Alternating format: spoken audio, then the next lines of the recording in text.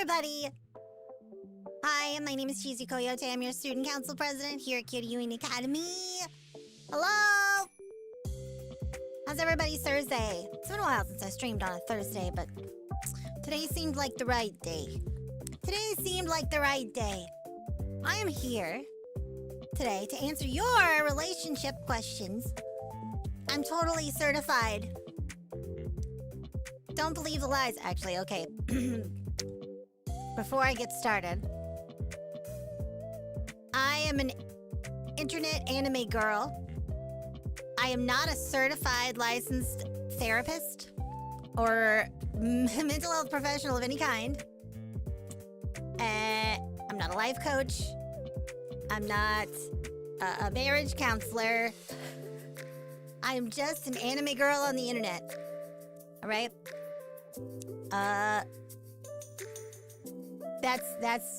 I'm also not an attorney, so I cannot give you legal advice either. Everything I say here is my opinion, and not the opinion of the company that I own. Okay. Anyway, hi. How's everybody doing today? Hope y'all are having a nice Thursday. I had a pretty good Thursday. I went shopping with my mom, and I cried, and she was like, what? And I was like, Valentine. She's like, I'll be your Valentine. She bought me flowers, and she took me out to lunch. How sweet. How sweet of her. It was so nice. But it's also like, you know the kid at school who gets like flowers or like candy sent to them while they're at school in front of everyone, and it's from their mom, and everyone's like, that's from their mom. You know, that's kind of what it feels like.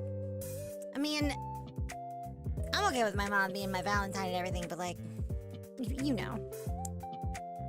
And I see somebody like asking multiple times in chat. They're like, hey, how is Chizu qualified to answer relationship questions if her mom won't let her date? Well, listen, what my mom doesn't know won't hurt me. However, my mom knows everything, so. There's a link pinned to chat where you can ask questions anonymously.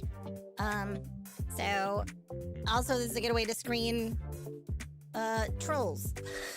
But like, I fully expect some interesting questions today. I have a lot I'd like to talk about. But first and foremost, this is not purely like a romantic thing. If you just have relationship advice in general, that's fine too. Making friends as a grown-up is difficult. But worth it. And a lot of people have trouble navigating that stuff. And I don't consider myself an expert by any means, but I'm here to help. I'm here to talk. Because that's what I do best. I'm a yapper. For legal reasons, all the relationships that Yodi has been in are all fictional and related to any person, entity, living, dead, or zombie. Right. It's a coincidence. It's any relation to any person, living, dead, fictional, or non-fictional is hearsay and not true. What's my resume on the subject? I watch a lot of K-dramas and Yuri manga. I read Yuri and watch Yuri. I know so much about romance. I mean, if you want me to be real and break the illusion just a little bit, I do have an educational background that is adjacent to mental health, and I have experience working in that field. But you didn't hear that. That's a lie. That's not real. Am I gonna try and use that to say anything, like, as an expert? No, because I'm not an expert. Because if I say I'm an expert, that means I could go to court and give expert advice on a legal matter, and I don't want that responsibility. But also, no, I can't. So, yeah, I'm not licensed to do therapy. I'm not a life coach, but I am a person with a lot of life experience. So, Those are my credentials. Huge novel worth of life experiences that I've learned a lot from. The only court Chizu belongs in is the basketball court? You're crazy. You're crazy. No. No way. I'm so short. I can't play basketball. I'm the doctor of life. I've got a PhD in memes. This Yodi can't possibly go to court. That's great. You think I should ball? I should ball? Look, I've played basketball before. I can play basketball and be short. I'm not a furry, but thank you for asking. Let's see. Let's see. Is it true? I watched Chizu cross up Kevin Durant. That's so true. I dunked on him. Source, anime girl on the internet. Anime girls are experts in romance. It's true. It's true. I'm the basketball. Are you making fun of my head? Are you making fun of my head? Boop, boop, boop, boop, boop, boop. I better not do that. I was trying to make it look like I was being dribbled, but that made it look like something else, and I don't want to get in trouble, so we're not doing that. Oh boy, a little Valentine's Day treat. No, get your mind out of the gutter. Get your mind out of the gutter right now. Get your mind out of the gutter and onto the basketball court. Home slice. Anyway. I do want to talk about something unrelated for just a moment. I've been watching Medalist with my classmates. It's something I've been wanting to watch since I saw the trailer last year. And it's really motivating me to pick up a hobby outside of YouTubing, because that's healthy, right? I shouldn't be spending 24/7 staring at the computer, doing computer things, and being an anime girl all the time. I should have real life hobbies, but also that show is like really motivating me as my role as a team leader. That coach is really cool. He's kind of hot too. I really like him a lot. I like his attitude. It's a good show. If you haven't seen it, you should watch it. Highly recommend it. It's good anime. It's a really good. It's probably my favorite sports anime. I don't watch a lot of sports anime though, to be fair, but it's definitely my favorite. Is it true that coyotes are sometimes solitary animals, but they find friends in, like, crows and badgers and stuff? Crows and badgers and snakes. A lot of people consider us pests. You might notice a theme there. A lot of people consider coyotes, crows, or ravens, badgers and snakes to be pest creatures. But really, we just pester each other. Am I making for your head proceeds to bounce head? What do you mean by this? Wait, no! Stop it! Stop it! Am I gonna start soap carving? No.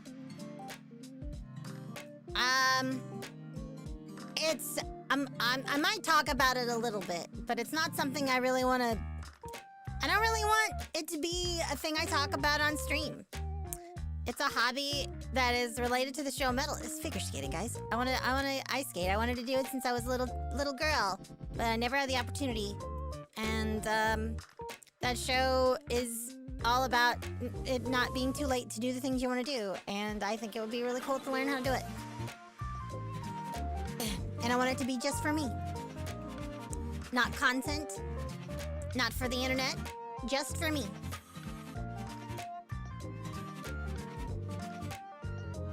But besides that, what are some hobbies I have? I've been for Final Fantasy 14 Savage rating with a static the past couple of weeks. It's been cool. I play music, but I haven't done it in a really long time. I used to know how to play a lot of musical instruments. Like banjo. I want to learn to play banjo, but I know how to play bass, guitar, and electric guitar, drums, some brass instruments, some horn instruments. I know how to play mandolin and stuff. Who's Yuri? I'm talking about the genre of Yuri. New meaning to Yuri on Ice. If I was ice skating, it would definitely be that. You're right.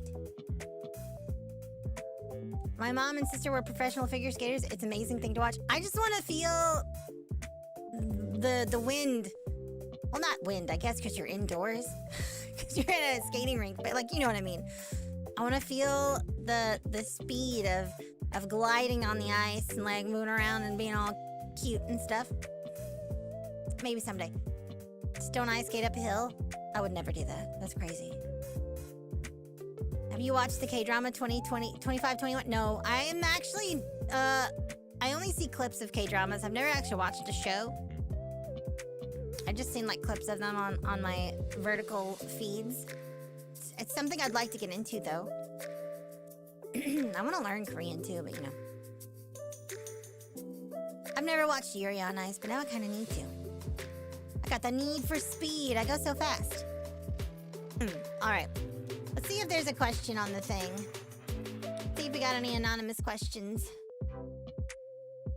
Oh, wow. I got a bunch. I got a bunch of questions. Oh, this is exciting.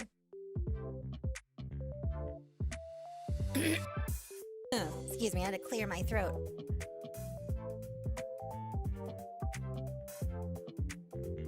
You can pass one to make some. You're crazy. I don't do that. I don't do that. I'm a proper young lady. I stink for other reasons. Skateboard? I know how to use a tech deck. The only Yuri I know is from the character Doki Doki Literature Club. I like her. She's cute. All right. Let's see. Dear Chizu. Dear Chizu, in this world, where it's progressively difficult for a weirdo, quote, weirdo adult, to actually socialize IRL, and their life is mostly online, what do you recommend for meeting people romantically but not through dating apps? Any advice? I feel like a good way to meet new people, and you should do this with the intention of being friends first.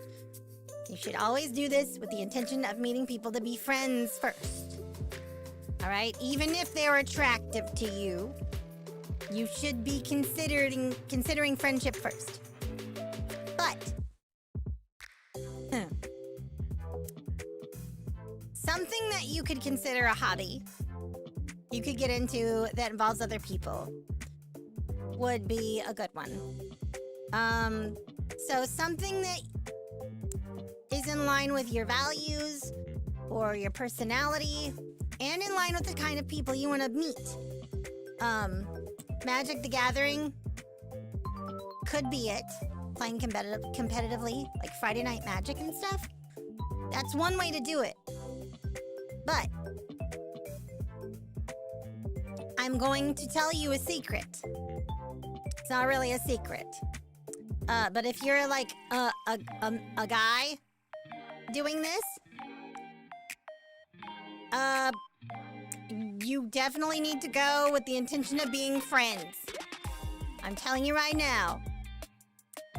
Most girls that go play Magic the Gathering are not there because they want to date all the guys that play Magic the Gathering, okay?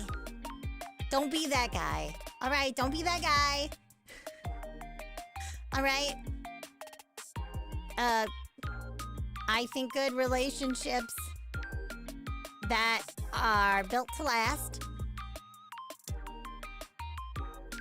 are built upon a foundation of friendship in some form. That doesn't mean if you're looking for flings, you can't do that, but I'm just letting you know. Anyway, this is especially true in what you would consider nerd spaces. If there's a girl in a nerd space, don't be that guy.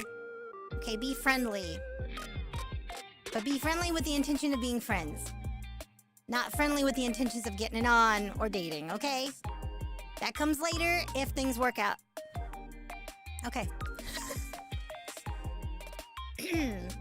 Let's answer a question from chat really quick. But also, there's other things too. Like, I don't know. If you are a creative person or a person that's into performance, joining a local theater club sort of thing could be a way to meet new people. If you're into athletics, joining a co-ed team, like a co-ed softball team, could work. You'll meet lots of people. You might make new friends. you know, hopefully, and maybe meet somebody that would be more than friends one day. You never know. Man, I'm sorry I keep clearing my throat. I ate curry right before stream, and now I'm paying for it. Okay. Spend $1,000 on Warhammer 40k minis and go to the... No. No. No, please. Please don't do that. Chizu, I've been friends with this girl for a while, and we get along really well, and we have a lot in common, and we play D&D with a few friends, but part of me really likes her. How should I tell her? So... I think you should ask her to do something one-on-one and see how she responds. Don't say you like her like that. Don't tell her you love her. But just be like, hey, you want to go do this sometime? And if she doesn't feel comfortable doing that, then she probably just wants to be D&D friends. Because if you come right out and be like, oh, I want to date you, she might be like, ugh. And that would hurt both of your feelings. You don't want that. So do it a little bit differently. At least that's probably what I would do.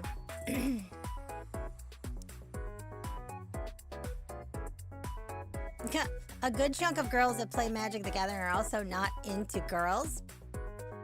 That is a thing sometimes, but you never know. Some people have signals about that sort of thing, but some people are more reserved about it. So if that's something that you're curious about, the only way to know is to be friends and learn that through proximity, or just straight up ask, you know? Okay, I missed something, because okay, here we go. I recently got into a relationship, and I really don't want to mess up. She is the best person I know right now, but I want to be better for both her and a bunch of other people. How would I improve? We've been dating since December. So, when you say you want to improve, do you just mean generally as a person? Or is there a specific thing you want to be better at? Because, like, that's kind of broad. It's kind of a broad question. And if I miss the follow-up or some of your questions, I apologize in advance. Just keep trying. Curry clears the sinuses, yeah, but it causes some other stuff in my throat. I'll get better eventually. She needs some milk! Any relationship advice to get my homie turned to a goth femboy? I mean, if you're talking about forced feminization, this is not the place to talk about that. I can't help you. Like, first of all, that's a consent thing. And second, I'm not experienced with any of that. Sorry. What's the difference between coyote and stray dog? I don't know if I should be offended by that question or not. And also, I don't know. Why do you think I know everything about coyotes? I don't know nothing about them. You think I'm like them? I'm a little bit like them. My mom finds me in the trash can sometimes. What does it mean in a relationship when one person farts way more than the other? That probably means that that person is gassier than the other person. I don't know. What a question.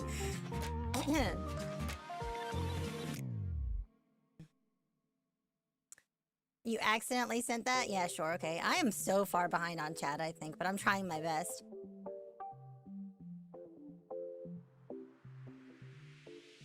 That does happen too. I see what you're saying, Fiva. But like, yeah, see, that's the thing. If you ask a girl you like to do a thing, one-on-one, she'll either say yes or no. That's usually it. It's not the same as being like, hey, you want to date me? Because then that's a different thing. And just because she says yes to doing that doesn't mean she wants to date. But it's like, it's a good opportunity to have a more quality interaction about and learn about somebody more, regardless of those kinds of intentions, which is that's always a plus. Connecting with people and learning about them is way cool, and you should definitely do that. Like if you've never spoken with a person before, ever, and you don't know anything about them, but it's just based off of like, it's love at first sight or some nonsense. Listen, unless you're trying to get a fling, don't do that. It's because I'm not gonna yuck your yum. If you're looking for a fling, that's cool too. Like, that's fine. There's nothing wrong with that if that's, if two consenting adults are wanting to do a flingy ding kind of thing. That's cool. But they, you gotta be on the same level. You gotta be on the same page. I'm just trolling. I'm sorry for last time when I asked you on how to date my own sister. Hey, look. If there was anywhere to ask a question like that, right here would be it, because it's a funny thing to talk about, and I think it's funny. So it's fine. What do you do on a date? I'm not sure how it works. It depends on the context. Is it a first date? Is it a fifth date? Is it you've been together for a year date? What are the vibes like? Is it a casual relationship? Is it a serious relationship? Like, are you going to a fast casual sit-down restaurant like Olive Garden or something? Or are you taking to a fancy place? Are you going to an aquarium? Like, there's a lot of factors that go into what a date is. But I did talk about this on the last stream. If you say, hey, you want to go with me to this thing, I'm buying, that's a date. Even if you're just two friends and in your bros or something, that's a date. I just want to be better for her, like a better boyfriend.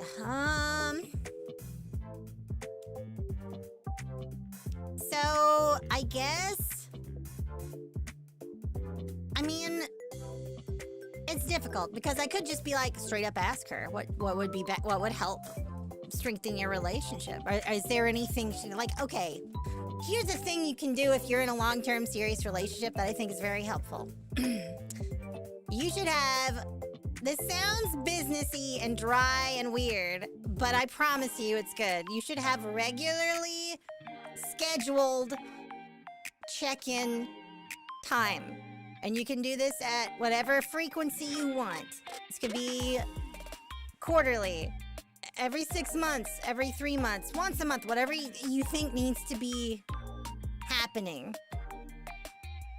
To be like, hey, are your needs getting met? How can I help those needs get met better? Communication is really important. All right?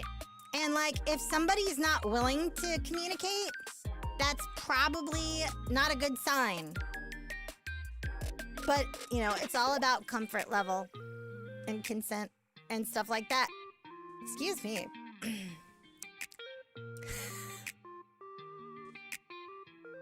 But I will say, from my experience, that those sort of things are good.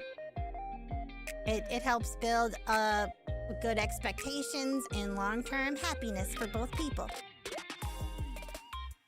If a coyote and a coyote like each other, what happens? I don't want to talk about what happens when two coyotes love each other. It gets messy. Alright, I'm scrolling to current stuff, so if I missed your question, you'll have to ask again or ask at the link provided.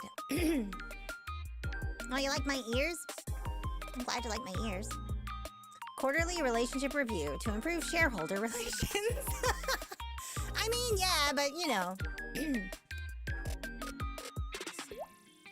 I'm glad you feel comfortable talking to me about this. From the sounds of what you're saying, it doesn't sound like you're in trouble. It doesn't sound like your relationship's in trouble. You just want to be more meaningful, I guess. I don't know if that's the right word. But yeah, communication's really important. Communication is the most important thing in any kind of relationship. Just play Persona 4, you will see. Wow. I don't know if Persona 4 is the best example, but I do love that game. I'm not a cat. I'm not going to say that out loud, and I'm going to reframe your question just to keep it more neutral, but, you know, sharing a common belief system and engaging with that in a spiritual way can help you be more at peace with yourself and your relationship, I guess. As long as it's not toxic. Because sometimes things are a little unbalanced with those things, but I'm not going to be specific because I don't want to go there. If your friend asks you for advice in a relationship and they don't like your advice, should you not get involved any further?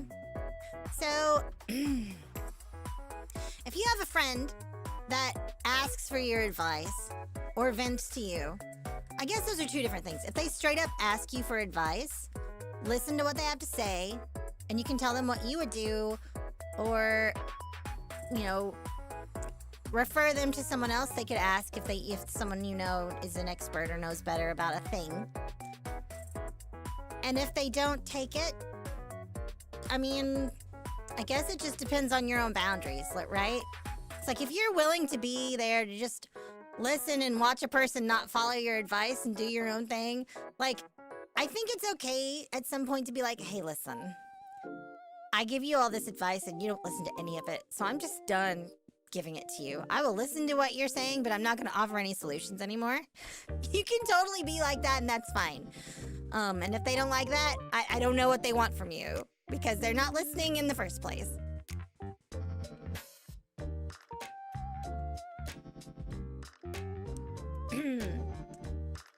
I've seen relationships completely fail over poor communication. This communication includes topics that could potentially offend the other person. I mean, there's a way to talk about things in a way that's healthy. And there's a way to do it that's not. And we can get into some more nitty-gritty, but, like, I don't want to get too in the weeds because this is, like, a broad thing. I'm not trying to teach a lesson on a specific topic. Because I could. I have. But I don't want to take up a whole hour talking about the intricacies of interpersonal communication. Specific things, yeah, but like the broad thing is just, you know, communication is important, but some people don't know how. Some people don't know how to do it. Some people don't do it because it makes them uncomfortable. And the thing about that is, if somebody cares about you and brings up a thing that they're upset about, especially if they do it in a very, like, neutral sounding way, they aren't doing it to try and accuse you of anything. They're doing it because they care about your relationship and they want it to work.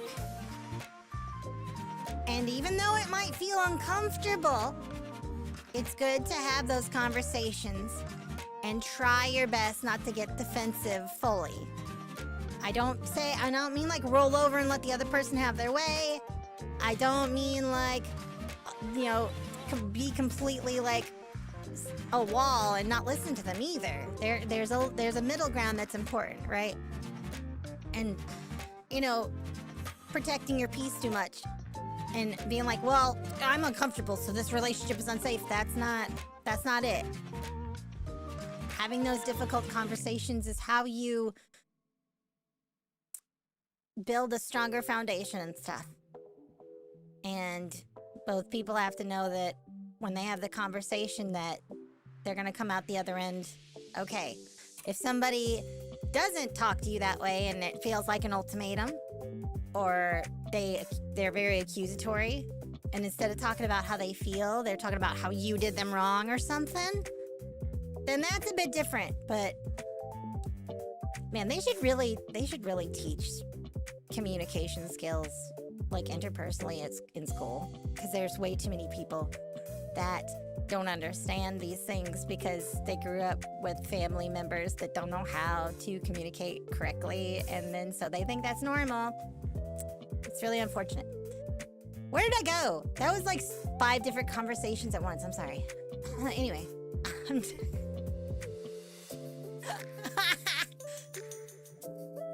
Again, I'm not a licensed therapist. or a life coach, or a marriage counselor. I'm just an anime girl on the internet. We're having fun, okay? I'm not gonna solve your relationship problems, but it's a fun thing to talk about. Yeah, boundaries are important. What's the lifespan of a single person? I don't know.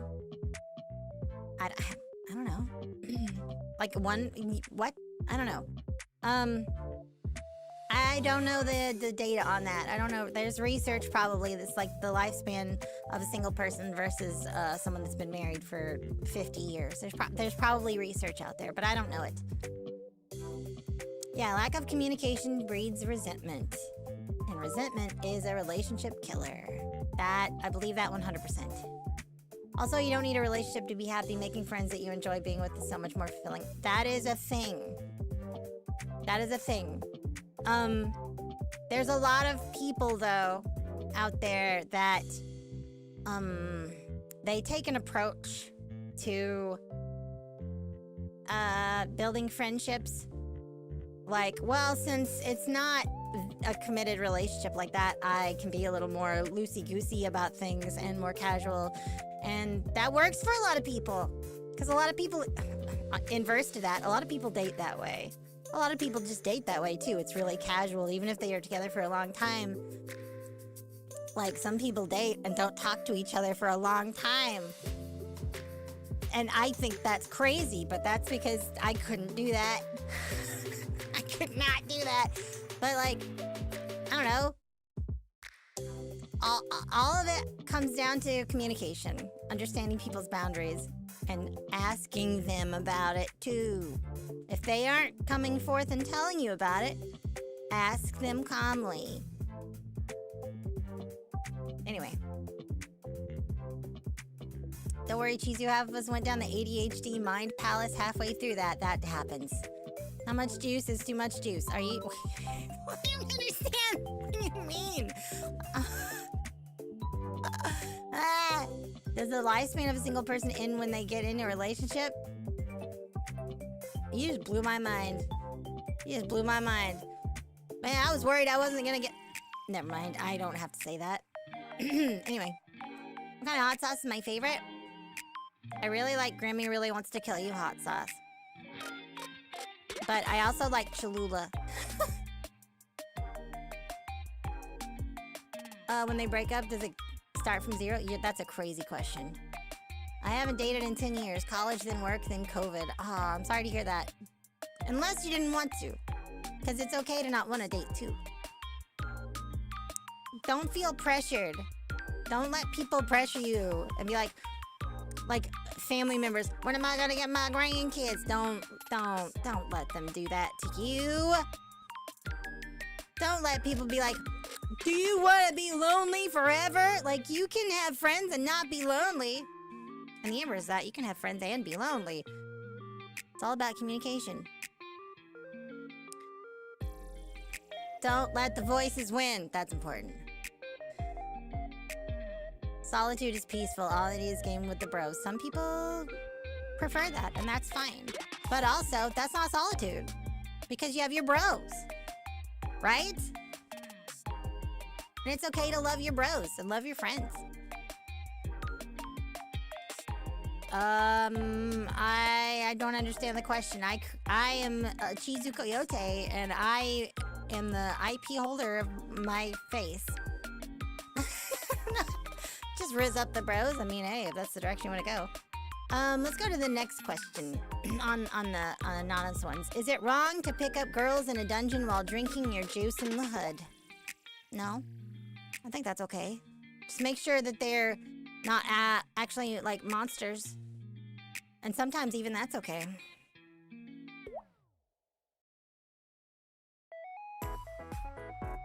Yeah, I gotta tuck the homies in at night. It's true. I know some people that I talk to personally every day and don't say we're friends, and others who I talk to once every few weeks and we're considered friends. I mean,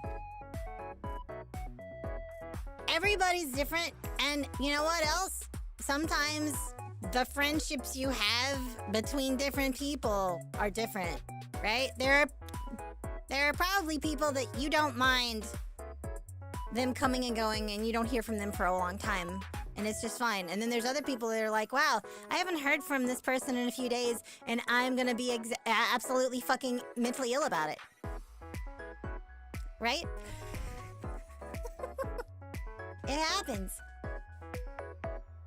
Good anime, good question. I don't know what's a good anime? What do you mean? It's not gay, it's for the bros. I mean, it could be gay too, and that's also okay. Both are fine. What's my favorite Jet?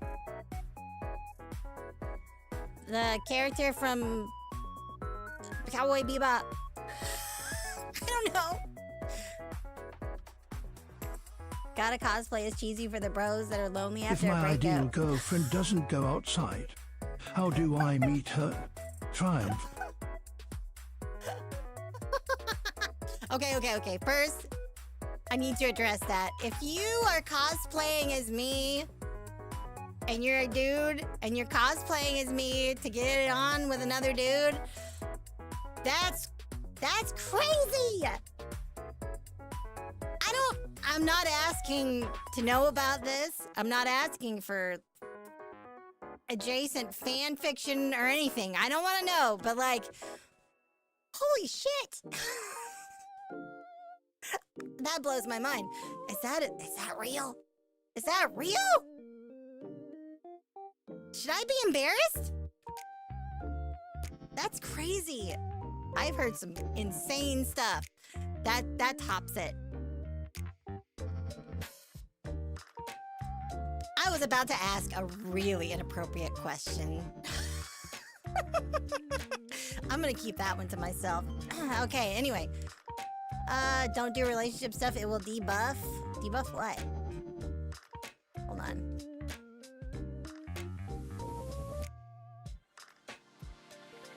It will debuff you, don't get nerfed. Are you talking about being a wizard? Because that's silly, that's not real.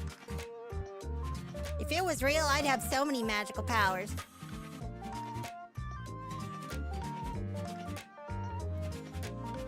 Were they attracted to the cosplayer or Chizu or both? That was not what the question was. That was not what I was gonna ask, I promise. What if gender swap Chizu? I mean, I don't...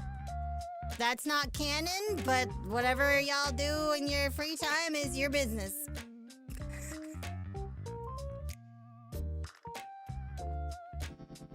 Best part of Valentine's is all the cheap chocolate left over. That is pretty cool. Why is my head lettuce? It's tilted. My head's tilted because I'm tilting it. You know when you ask a dog, you make a funny noise and the dog's like... That's me. You miss my shark teeth? I'm sorry. Sorry. Not sorry. My ex-wife came out as lesbian when our daughter was 2. I am school placement parent. It's been almost 4 years. Shit happens, life goes on, be individually stable, and you'll figure it out regardless. That's true. I think there's a lot of people that don't figure themselves out before they get in relationships. That's pretty normal. A lot of people have that I just got broke up with or I just got divorced and now I'm finding myself moment. That happens. You know, I think everybody needs, not necessarily it in that way, but everybody needs a period of time where they live by themselves. They learn how to be a little self-sufficient. They learn how to make their own meals and clean their own house and take care of their own bills. I think it's really good for a lot of people to have that kind of experience if they are able to. But that is not a relationship thing. That is something else. I mean, I guess it is adjacent though, because if you are able to do that, you will likely have better relationships in the future because you know you don't have to have one. Knowing you don't have to have a relationship helps you have better just friendships too. Just, it's great. Yeah, I'll be your Valentine. I'll be your Valentine. Yeah. Just don't tell my mom.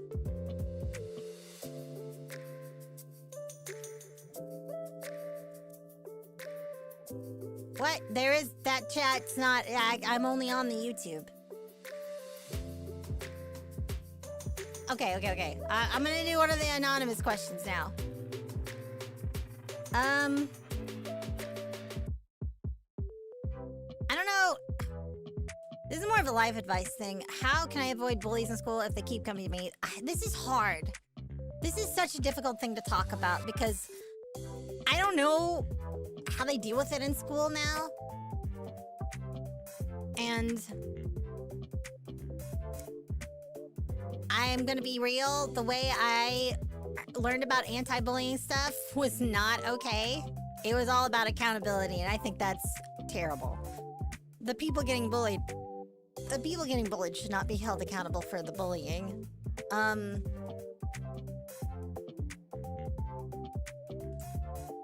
I don't know. My mom got a Valentine? Me. She took me out to lunch and bought me flowers today. I got this little, like, red jar with a heart thing and roses in it. It smells so good. I put it on my desk. Yeah, you should be able to click it. You should be able to click the link. As far as bullies go, like, if there's an adult at the place that you trust that are bullying you, if you're at a school or something, talk to an adult you can trust about it. That sort of thing is really difficult for me to talk about over the internet because I don't have enough information on how to help. And general advice about bullies is generally not good. I'm gonna be honest. It's too complex, and it sucks. Bullies suck. Like if I wanted to, I can't even give good advice because I'd be like, oh, you should confront the bully. No, don't do that. Don't do that. But like, it's hard because you also want to be like, well, if you don't give them the satisfaction they're looking for, sometimes they escalate, and that's bad too. Bullies just suck. I fucking hate bullies. Bullies should be banished to a place to get help, because hurt people and all that, but like whatever, like that doesn't make it okay. Bruh. Alright, let me get some chat questions here.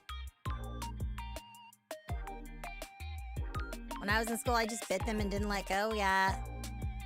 I made all of my bullies fall in love with me. And then they got what they deserved. And I'm not going to explain what that means. The way bullying resolved itself for me was the violence. Yeah, I can't say that though. Cause I can't say that's the way. That would be inappropriate for me to say. Is my mom free on the 14th? Ayo, no. She's not free. Wow. Cheapskate. Okay, what do we got here? I keep getting booted down. Is a pizza a good place for a date? It depends. Depends on what kind of date you're trying to go for. A pizza place would be very laid back. I got an important question. If fine shit is nervous to meet your friends, how can I make that process seem less spooky?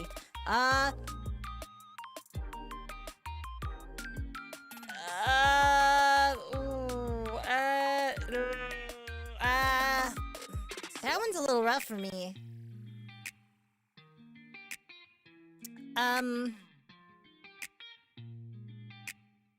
Do it in a public place. Do it in a public place so that she has an out to leave.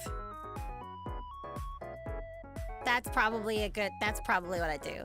The first time that she meets new people, I feel like in a public place where she has a way to be like, oh, she's not feeling good, or oh, it's time to go. Ha, we've been here an hour, and like if she's like, I want to go home, then you just take her home because you're in a public place. And it's like, well, we gotta go. It was nice hanging out. Maybe we'll do it longer next time, and then if she was uncomfortable, you can talk about it. But she might just be shy. I don't know. If you have a shy girlfriend and you're trying to take her to meet your friends, it could just be a shyness thing too. It doesn't necessarily have to be that she was uncomfortable, but yeah, it's nice to have an out. right? Because being locked in for hours and the chance that she's uncomfortable is not going to be a good experience for her, and she's going to associate that feeling with your friends.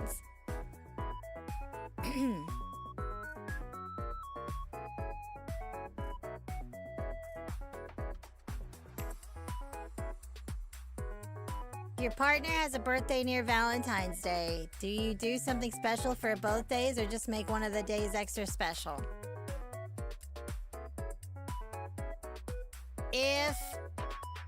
So I have a similar issue. I have a birthday. Like, I'm gonna start celebrating my birthday after this year on my stream anniversary thing for logistics reasons, but also because of what you're talking about. My birthday is too close to Christmas. And sometimes people are like, here's a gift. Just the one. I'm like, wait a minute. That happened a lot when I was a very little kid. So, man, what a very interesting question to ask with a very specific day in mind. I would treat them as two separate things. If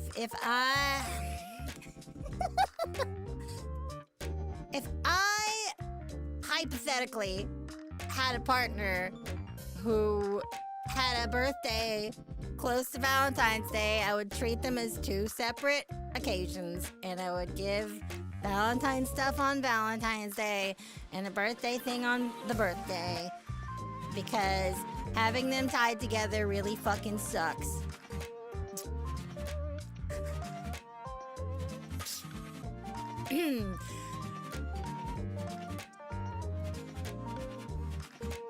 If someone came up to bring a gift, what should you respond? Thank you. I mean, you guys give me gifts all the time. Somebody did a super chat and I forgot to answer it because I'm a crazy person, and thank you so much for the super chat. I'm not reading your name out loud because that's a crazy name. But the question was, if my ideal girlfriend doesn't go outside, how do I meet her? Well, on the internet. Duh! If she doesn't go outside, that probably means she's a stinky femcel like me who plays on the computers all the time.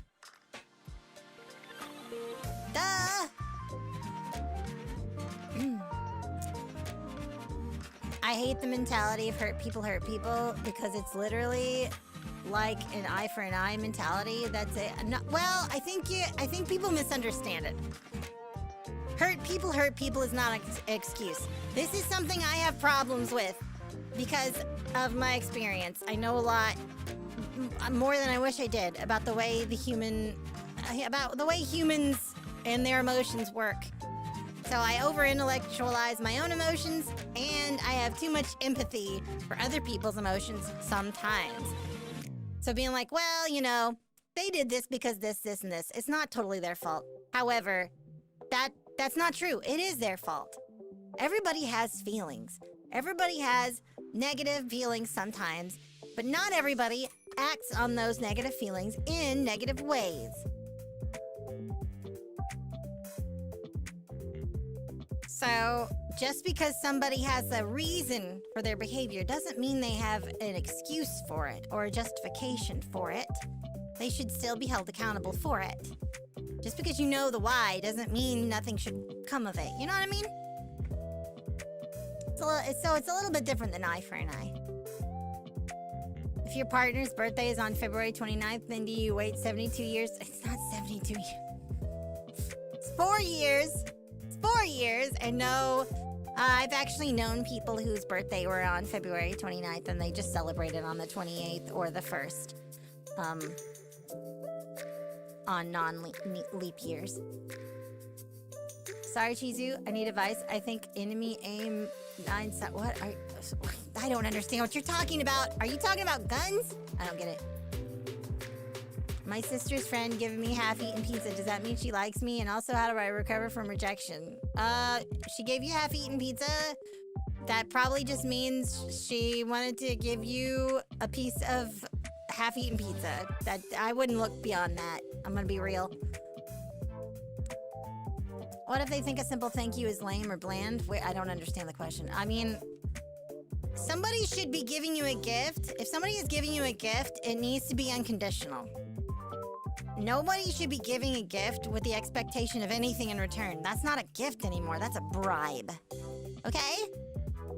If somebody is giving you a gift with the expectation of love, affection, a gift in return, anything like that, it is no longer a gift. It's a loan. That's not what a gift is. Just saying.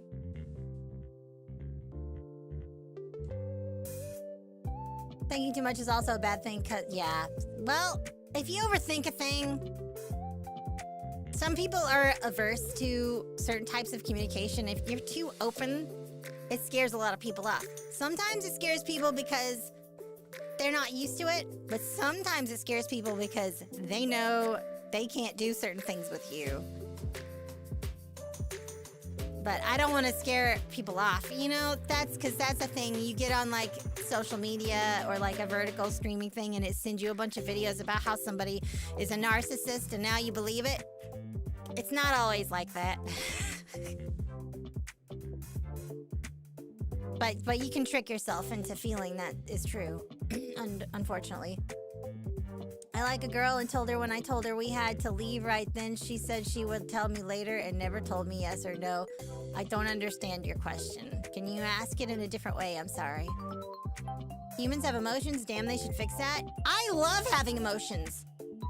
And I also hate having emotions. For real? Thank you for the membership, Elias. Emotions are the best, both the best and worst thing ever. Okay? In all the spectrum. I love and appreciate being able to be sad. Because it does make the happy feelings and the happy times more meaningful.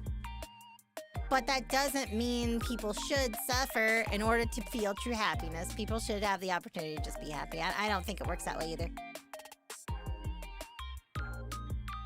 Hurt people internalize their pain consciously or subconsciously and may end up falling back on that either intentionally or accidentally. It does happen. That is true. Everybody deals with it differently. And some people hold themselves accountable or trust other people to hold them accountable. And some people refuse to be accountable and blame it on other external factors.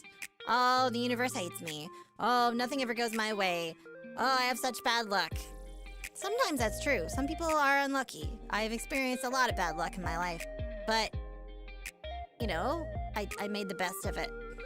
And I took accountability for what I could. And you know, more people should do that.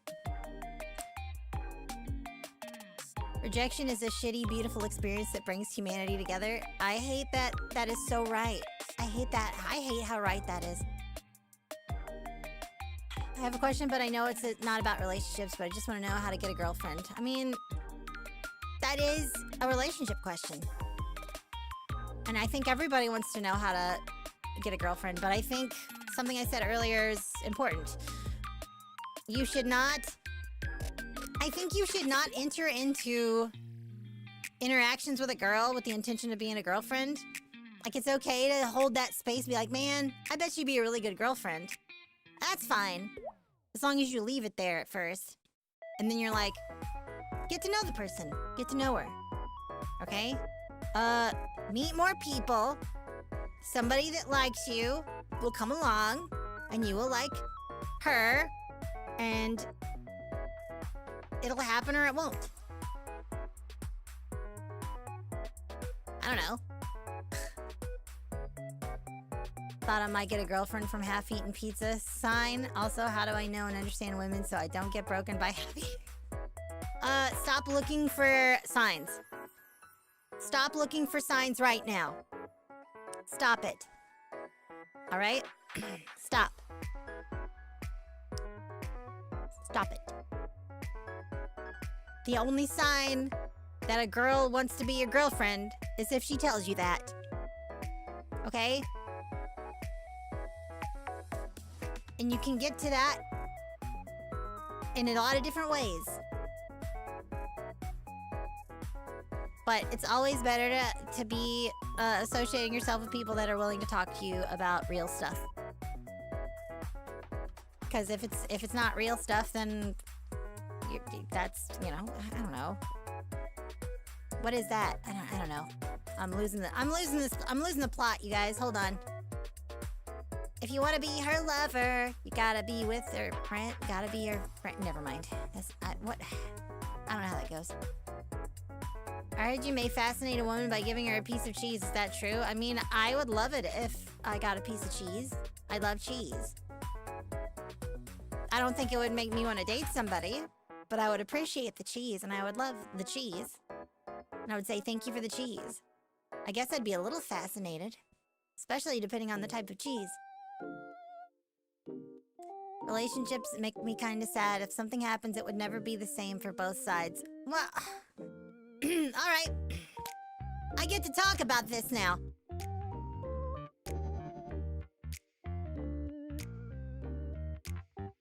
If two consenting adults want to get into a relationship after they have been friends, there is a chance that something will happen that will alter their relationship in a negative way, and they will no longer be friends when it's over.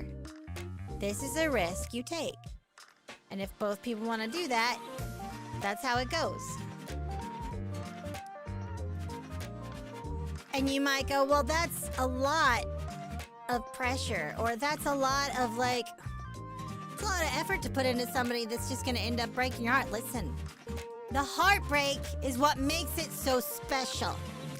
The fact that it might end is what makes the time you have with somebody so special. You don't know when the last time that you will say, I love you to a person might be. You don't know when the last opportunity you have to spend time with a person will be. And that doesn't mean like, oh, they might die tomorrow. That's not what that means. That just means they might decide they don't want to deal with whatever they're dealing with anymore. That might mean like they don't want to put in effort towards fixing things anymore. Or they might just change. They might just change their mind. That can happen.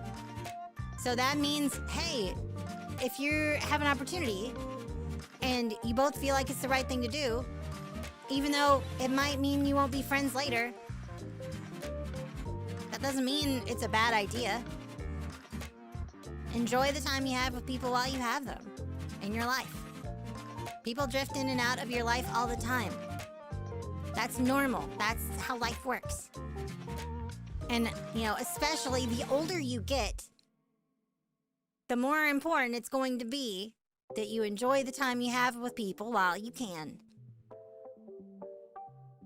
So take the opportunity to have a more meaningful relationship with people, if that's what you want to do, even if you're scared that that means you won't be friends with them anymore. Now, if they don't want that, don't push it, because then you won't have the good experience of being in a relationship, but you also won't have a friend either. Use your head. Think about what's appropriate. Okay. I hope that makes sense. Somebody tell me if I'm not making sense, please. Alright, I'm scrolling to the bottom. Me and my ex are besties. She sends me a lot of cute cat. Yeah, that can happen too, but you won't know. You won't know until you try. You know? Life is weird, things happen, people change over time. It's true. People change in interesting ways throughout their lifetime. Okay? I am not the same person I was 5 years ago. And I'm not the same person now that I will be 5 years from now. But the people that choose to stay in my life will still be there. And if they don't, I will enjoy the time I have with them now while I have them. And just because they might not want to be in my life at some point in the future doesn't mean I should be scared or be sad that they're, I mean, of course I'll be sad, but like, go on living. There will be other people in your life later.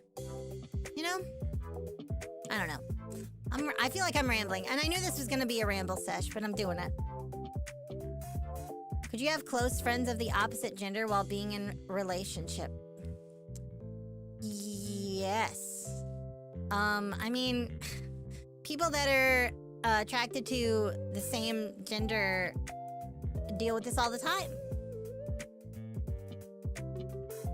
Right? Who cares? Like, a person you're dating shouldn't be controlling the types of people you're friends with.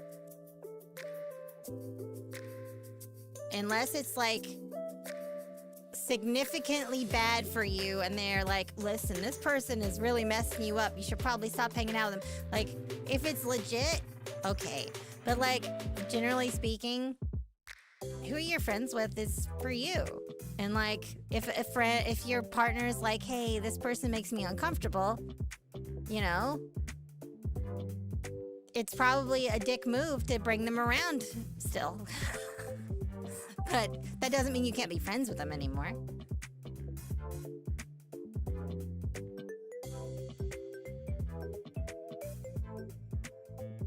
I'm doing well, it's okay. Gender is yeah, it's true.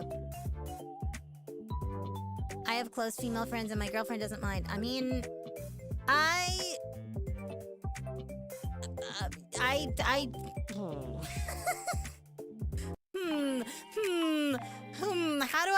how do I navigate this? I'm gonna just not. We're gonna go to the next question. I'm not gonna navigate this at all. What's some advice you'd give to someone, not me, okay, this is for your friend, who got out of an 8-year relationship where my partner told me that I gave her motherly energy. My pronouns, are he, him? Okay.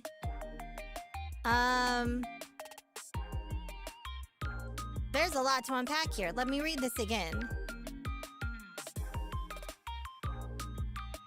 So, is that why, are you saying that's why they broke it off? Because you had motherly energy? I mean, if I'm reading into this correctly, it sounds like they were saying you treated them like a kid, but in a motherly way. Buying GF. And they didn't want that. Buying girlfriend?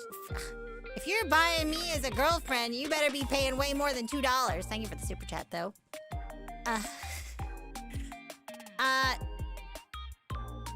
As for getting out of an 8-year relationship, that's hard.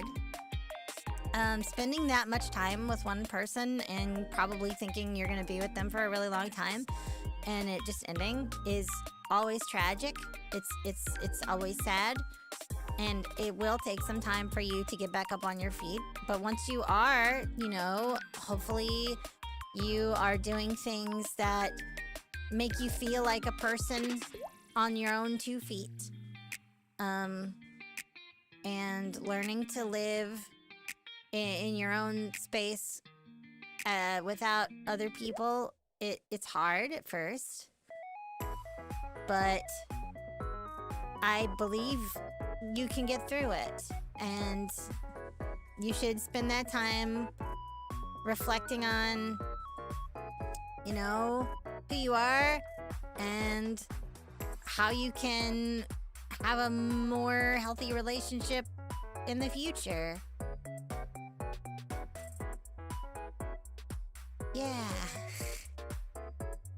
Alright.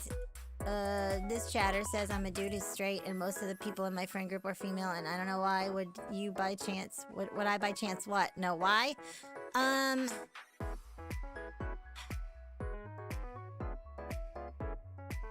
Do they joke about you being gay? That's curious. I'm just curious. That doesn't mean anything. I'm just curious.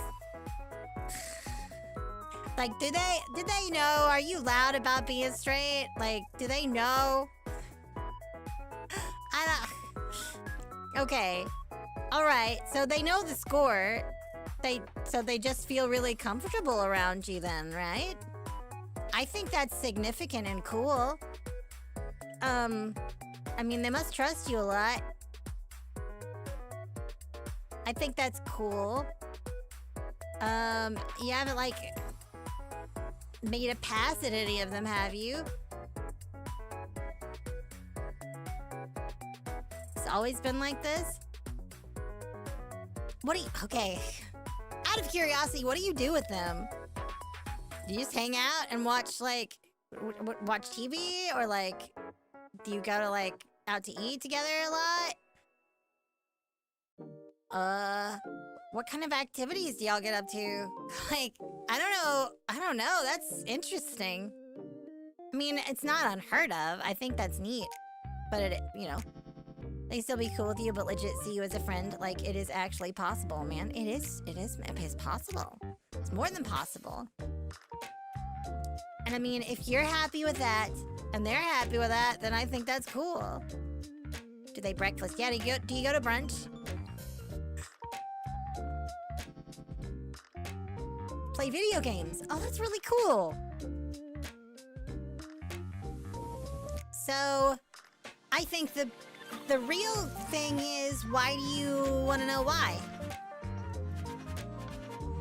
If you're happy with the arrangement and they're happy with the arrangement and you're just hanging out and having a good time, why question it? Just keep enjoying it while you can. You know? That sounds rad. I like that. I think that's cool. Yeah, that's a green flag in my opinion too. I think that's really cool. A boy with a bunch of female friends is a green, yeah, it's a green, yeah.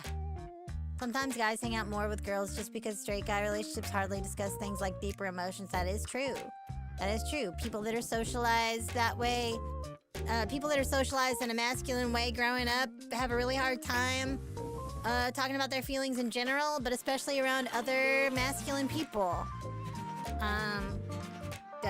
In general, guys don't talk about their feelings with other guys, and if they do, they get made fun of a lot. And guys that have a friendship with another guy where they can talk real talk about their feelings is significant and cool, and please don't ever let go of that friend, because that's great. But it's pretty uncommon from what I understand. Is it bad if me date a close friend? Oh my goodness. I'm gonna be real. I am sorry, I don't feel comfortable answering a question with so much nuance on the internet where somebody on TikTok could hear me say an answer to that question and then I could be murdered. Murdered in Minecraft, I mean. I'm so sorry. I would love to help you more with that question, because I do have opinions and thoughts, but they're not for the internet, they're for my brain only. Oh my god.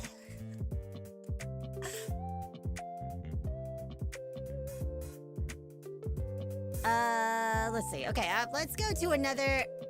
Oh, wait, what's this? I got another super chat. I didn't get an alert. Thank you for the super chat. Mini Arts, let's see this question. Man, I hate it when my partners say I'm too much of a soft mommy and too pretty and gorgeous. Oh no. Oh, you poor thing. Oh, you poor thing. That sounds so terrible. Oh, I'm so sorry for you. That sounds so tough. I'm so sorry. You must really be suffering from success. All right, let's look at another one of these anonymous questions. What are some negative traits you can pick up after bad relationships that aren't good, and how would you fix or deal with it in a healthy way? Negative traits. Anything trauma related. If you're in a relationship that is bad for your mental for a long time, that is going to affect a lot of your interactions with people in general, not just relationships, although it is more like heightened in more emotionally intimate relationships. Trauma is going to affect that a lot more.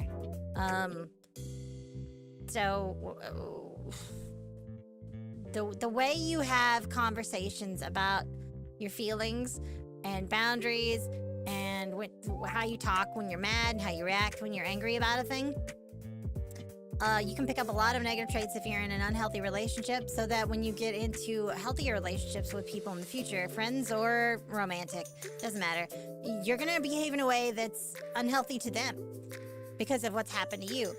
And you have to do some emotional work and heal from those things, you know? So it's really, what it really boils down to is learning how to communicate in a more healthy way. Communication is key. I don't have any K-drama recommendations on Netflix. I'm sorry. I don't watch them like I want to. But I also want to learn Korean first. If the universe is fundamentally governed by quantum mechanics where outcomes are probabilistic, how can deterministic classical behavior emerge at macroscopic scales? Huh? What? My mind is blown! I don't know how to answer any of that. I'm not a philosopher, and I'm not a scientist. My brain is messed up. How do you talk to women? Talk to them like you would talk to anyone else. And if that doesn't work, then you should probably change the way you talk to everyone.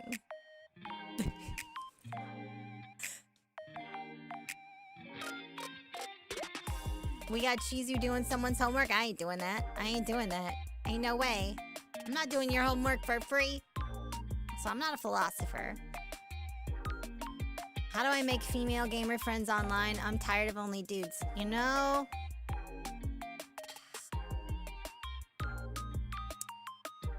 If you are a good ally to women on online gaming, that's it. I don't know how else to do it. Cause like, I'm gonna be real, a lot of girls that play games online do not talk. They use male avatars to avoid harassment. You know, and the ones that do talk on VCs, you know, they deal with a lot. So like, you just gotta be a chill dude and be, I don't know. Or if you're another girl or otherwise, just be chill. Just be chill. Just, you know, follow the sort of advice you get for making friends in general. Just be open to learning more about them. Ask them questions about themselves. Ask them why they like certain things. You know, get people to talk about the stuff they like. And, you know, proximity. Doing this on a regular basis and being open and stuff to learning about people is good. I don't know, am I making sense there? Want to meet girls online, play Final Fantasy 11 or 14? I don't know about 14. I don't know about 14. I played 14 with a lot of girls, but I didn't meet them there. I met them somewhere else.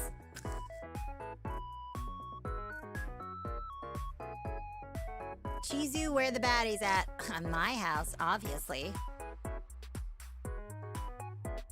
Play games that women actually play, like MMOs. Yeah, cozy games are good too. Talk to my coworker the way she talks to me. It turns out very flirty. So, if... that being said, I don't talk to anyone who isn't stuck with me for 8 hours a day. I mean, is it very clear that the flirtation is just play? Are you just playing around? It's hard to tell. I'm always upfront about that when people want to be flirty with me. Like, I have to be like, look, it's cool. If you want to flirt with me, that's cool. But you better not flirt with me and then catch feels, because then my mom will have to kill you. And then that happens, and then I'm like, I told you so.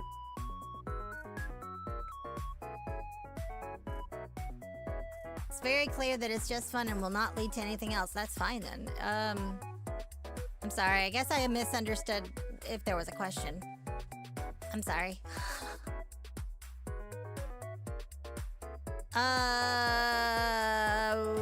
I don't like the quotations around that and the implication of what you're saying.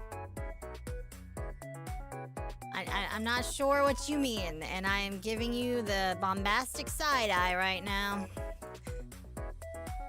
Why don't women want to play Minecraft with me? Is it because I don't use keep inventory? Yes. Yes. Not using keep inventory is definitely a surefire way to get cozy gamer women not to want to play Minecraft with you. I'm telling you right now. Making a survival Minecraft server and not having keep inventory is a red flag, and it will make women hate you. It's toxic.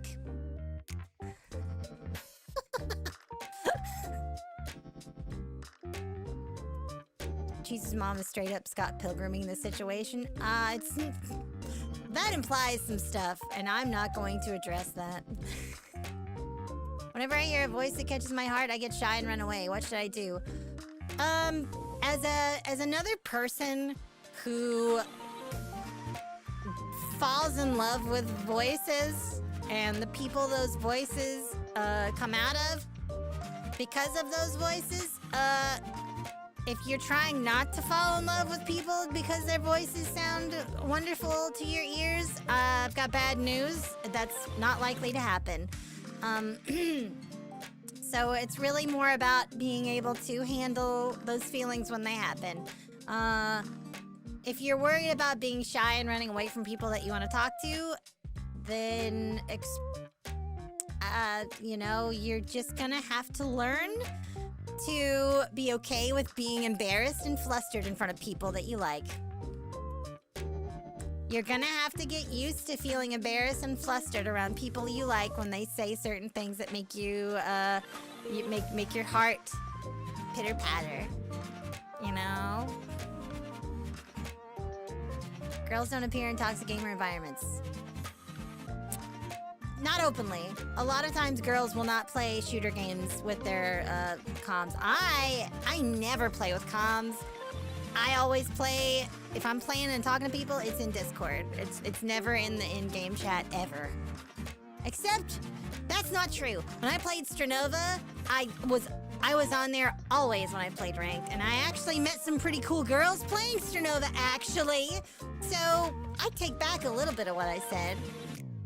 But then again, I am a girl. I don't know what it's like to be, like, the guy in that situation. So, that might... Your mileage may vary. I'll just say that.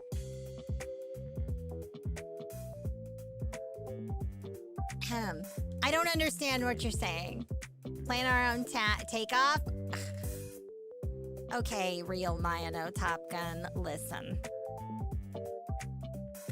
I don't know who you are, but I mean, I know who Mayano Top Gun is, but listen. I'm sorry, I'm not your trainer. I'm sorry.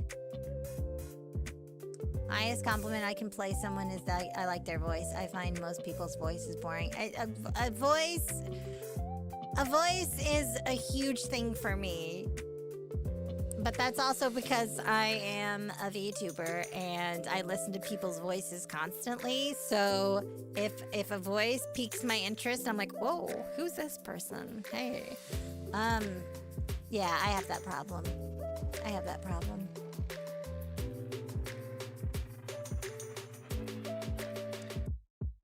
Let's say, thoughts on a bedtime gap in a relationship, cause sometimes I open my eyes at 4 a.m. and my girl's still on the computer. Communication. If you want your partner to go to bed when you go to bed, that's something you should talk about. Talk about why. Talk about if it would help you sleep. And you know, sometimes that changes over time. Sometimes when you're with somebody for a long time, sleeping habits change.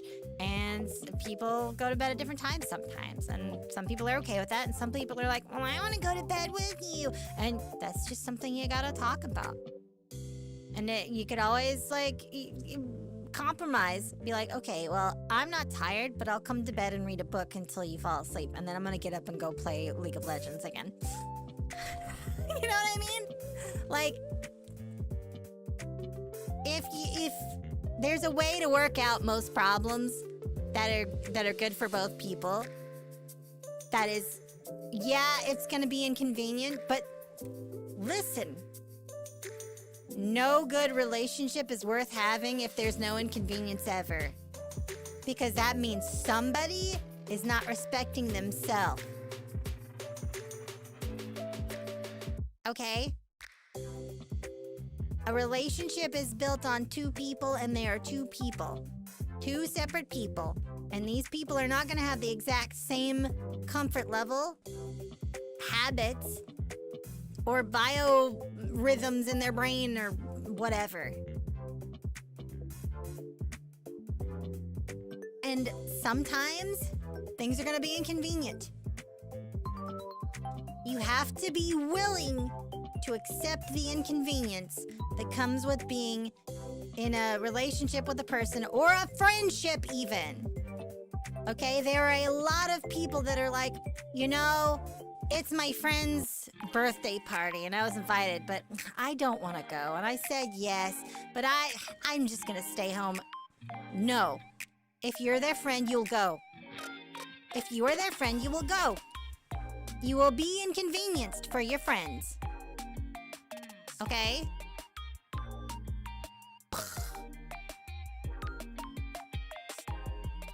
People need to get this whole thing. If you protect your peace too much, you're gonna be alone. Okay? You're gonna not have any friends. Alright, I'm scrolling to the bottom here. I can't fall asleep while cuddling. My girlfriend likes cuddles to fall asleep, so we start that way, then turn over to sleep proper. That is pretty typical. That's normal. Some people don't even sleep in the same rooms when they go to bed, and they're married, and they're okay with that.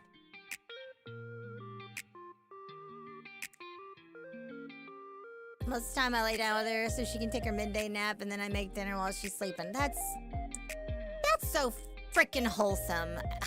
I love that, actually. Fish or steak or noodles? Making something for myself. What did you have last? Which one's the one you had the farthest away from right now? Have that one now. If your girl is playing League alone at 4 a.m., then what are you doing? She needs her duo. Hop on. Well, maybe I'm her duo. Maybe I'm her duo, huh? Did you ever think about that? This one's gonna get me in trouble later.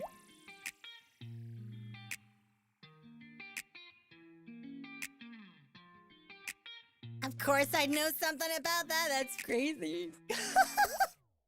All right. Next anonymous question.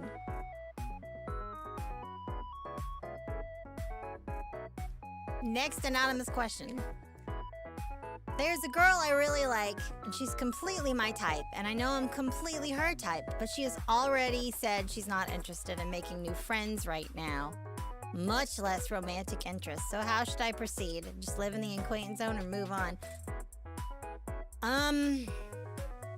Move on. I'm gonna be real. Move on. She told you what she wanted? Move on. No chance. If she said, I don't want to make new friends right now, straight up, not worth your time. I'm gonna tell you, don't do it. Okay, it's not worth her time or yours. Don't waste either of your time. Accept that is a door that's gonna remain closed. That's how you proceed. There are, billions of people in this world. Billions of people in this world. And while it might feel like you're in some romance novel or a movie or some nonsense, oh, she's my soulmate. Nah, come on now. No. Stop it.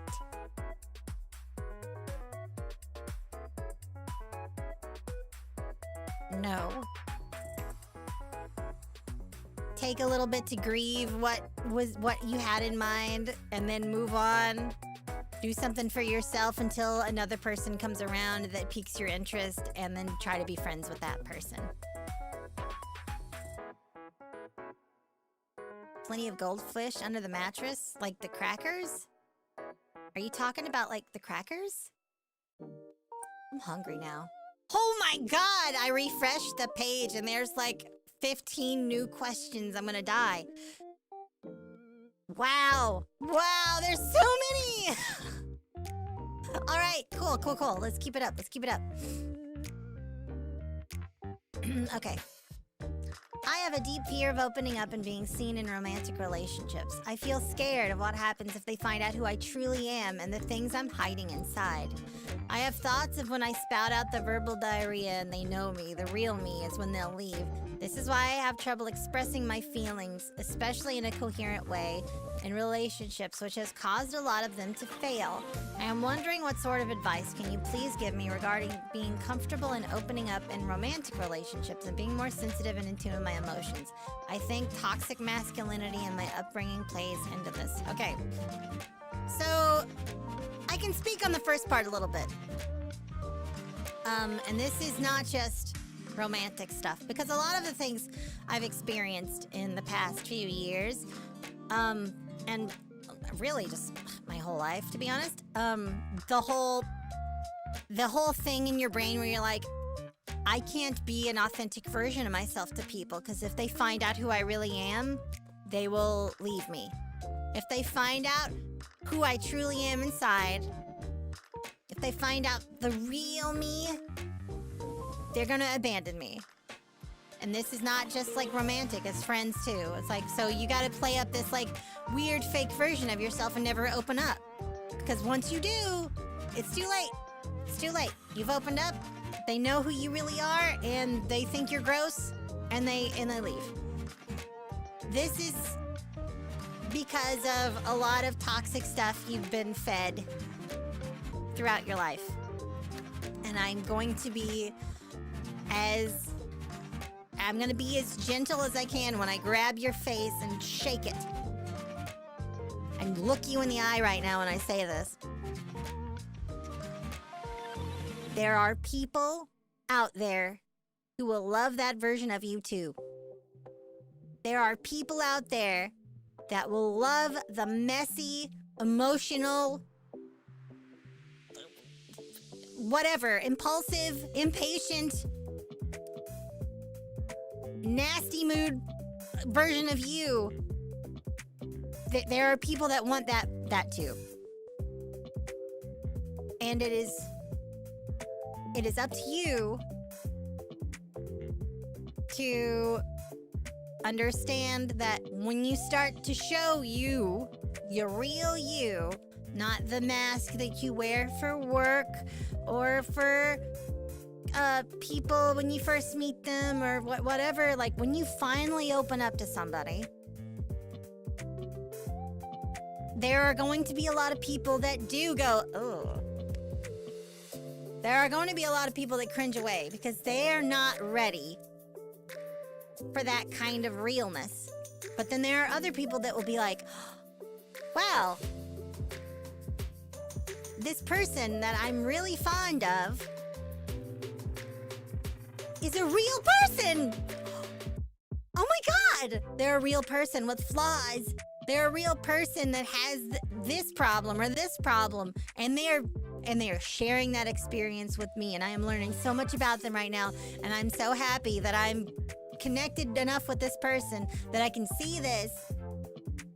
And then if something bad happens, guess what? We can talk about it and still be friends or otherwise after. Your mileage may vary with how often you find people like this that are willing to see you for who you are and share themselves in that same way with you.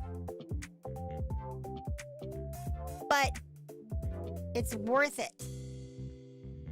It's worth every single time somebody's like that,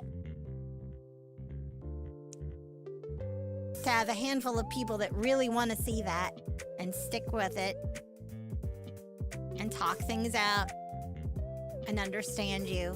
It's worth it. He's scared to tell his friends he watches VTubers. I get it. That's hilarious. All right. Next one. Next.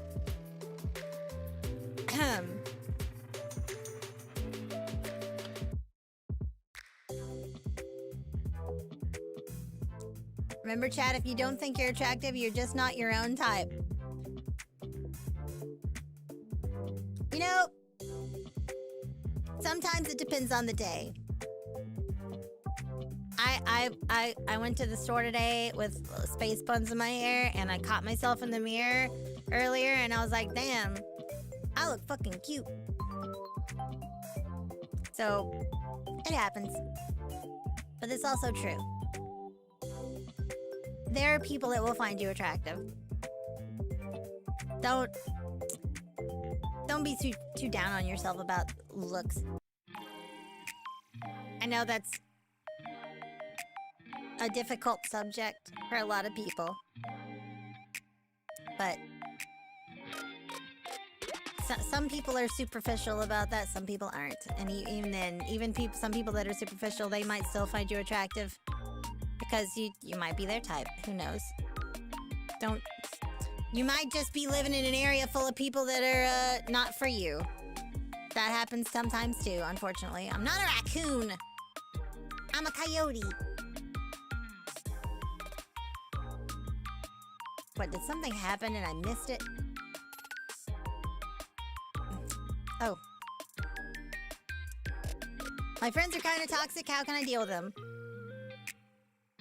Set and enforce your boundaries. Be like, this makes me really uncomfortable.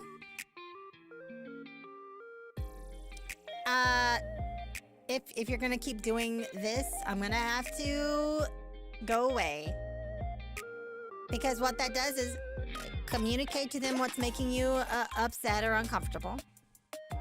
And telling them that the consequence is not that you're gonna do anything to them, just that you're gonna remove yourself from that uncomfortable stuff. And if you're the host, you can be like, if you're gonna do that, you're gonna have to leave. Or whatever. Like, and if people don't respect your boundaries, guess what you get to do? You get to cut them off. As long as it's safe to do so. Cut them off. Stop talking to them. Don't feed them that attention anymore. If somebody makes you uncomfortable, you tell them and they don't stop doing the thing, then stop talking to them.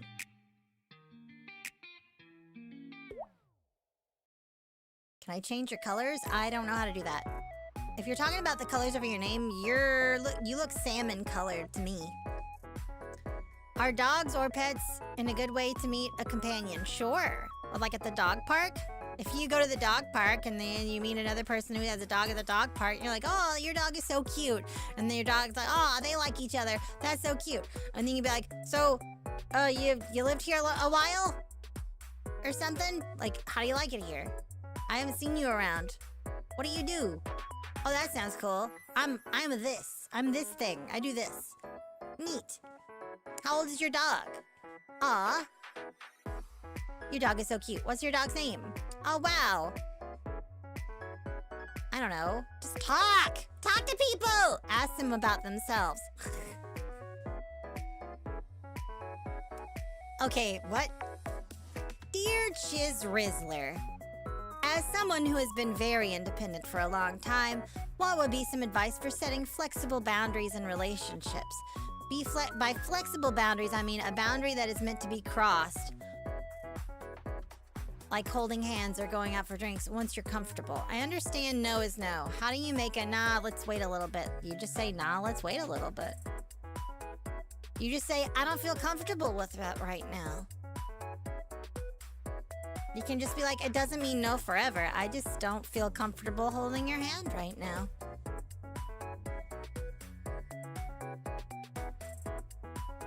Just be honest. Be honest and clear. Clear communication is important. I don't want to use the phrase like some people be playing games out here. I don't want to do all that. I don't be like, this could be us, but you playing. I don't want to be like that about this. But it's some real genuine sincerity about your boundaries is important. And if somebody takes it seriously, that's a good sign. If somebody messes with your boundaries or makes fun of you for expressing your boundaries, you can be like, no, I'm serious. And if they still make fun of you, that's a red flag. You know what I'm saying? Why are y'all throwing Why are y'all trying to throw one-liners at me? Why are you trying to do pickup lines at me? Y'all are silly. Y'all are so silly. Alright, let's go with another one here. No, actually, let's see. I am a dog VTuber. How long have you met me, and when are you living here? What? What? That's crazy. I feel like my girlfriend isn't telling me if she is still happy in our relationship. First, is it a bad thing that I feel like I need to know? And second thing is, how do I know if she likes our relationship? Okay, so... Again, it's about communication and boundaries. Okay? If you're a type of person who needs a lot of reassurance, then you need to be open about that.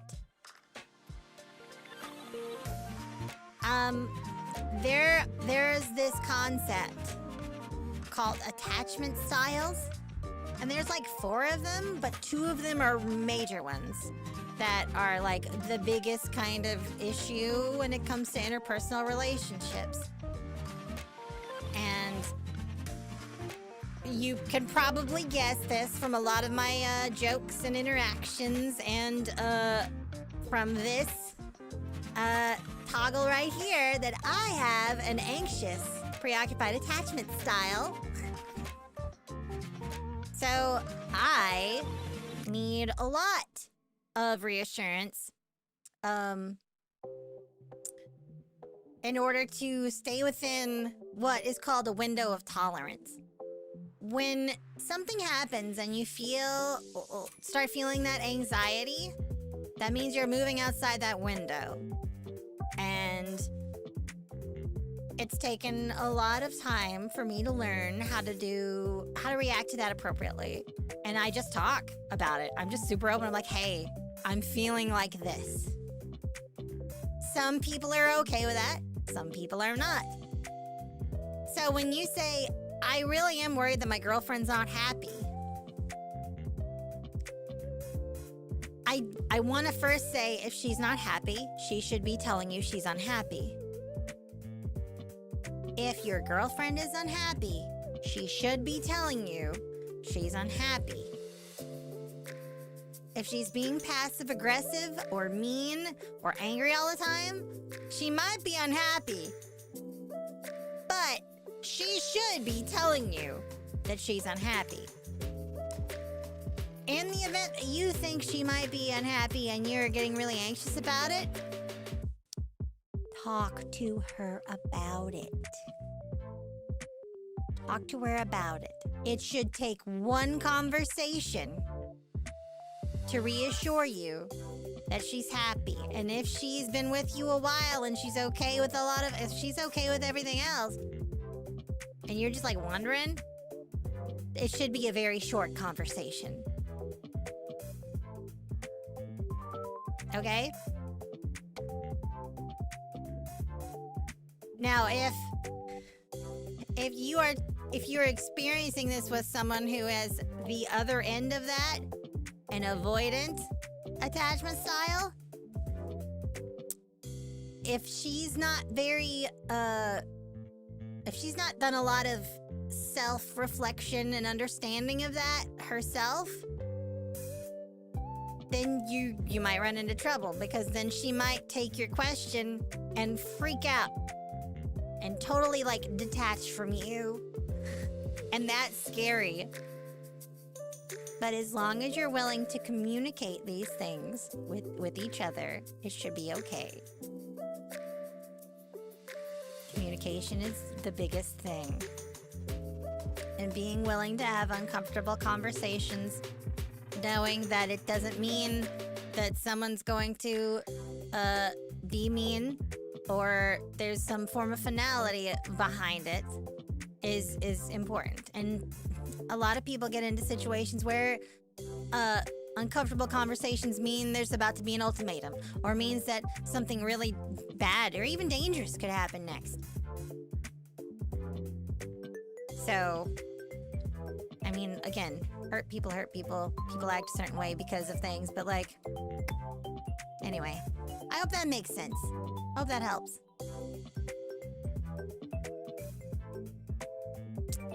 If meaning is always interpreted rather than transferred, can two people ever genuinely understand each other, or is all communication and approximation shaped by perspective? If you operate off of the assumption of what's going on in someone else's mind, you are robbing them of an opportunity to get closer to you and to make themselves heard.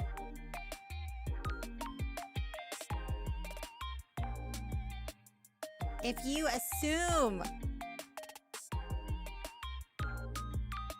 that someone feels a certain way, and so you don't bother them, like, I don't want to bother them with this. I'm going to be a bother. If I do this, they're going to hate me.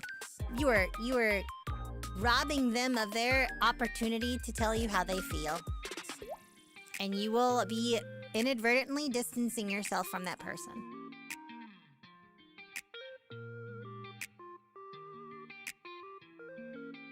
Okay, next anonymous question.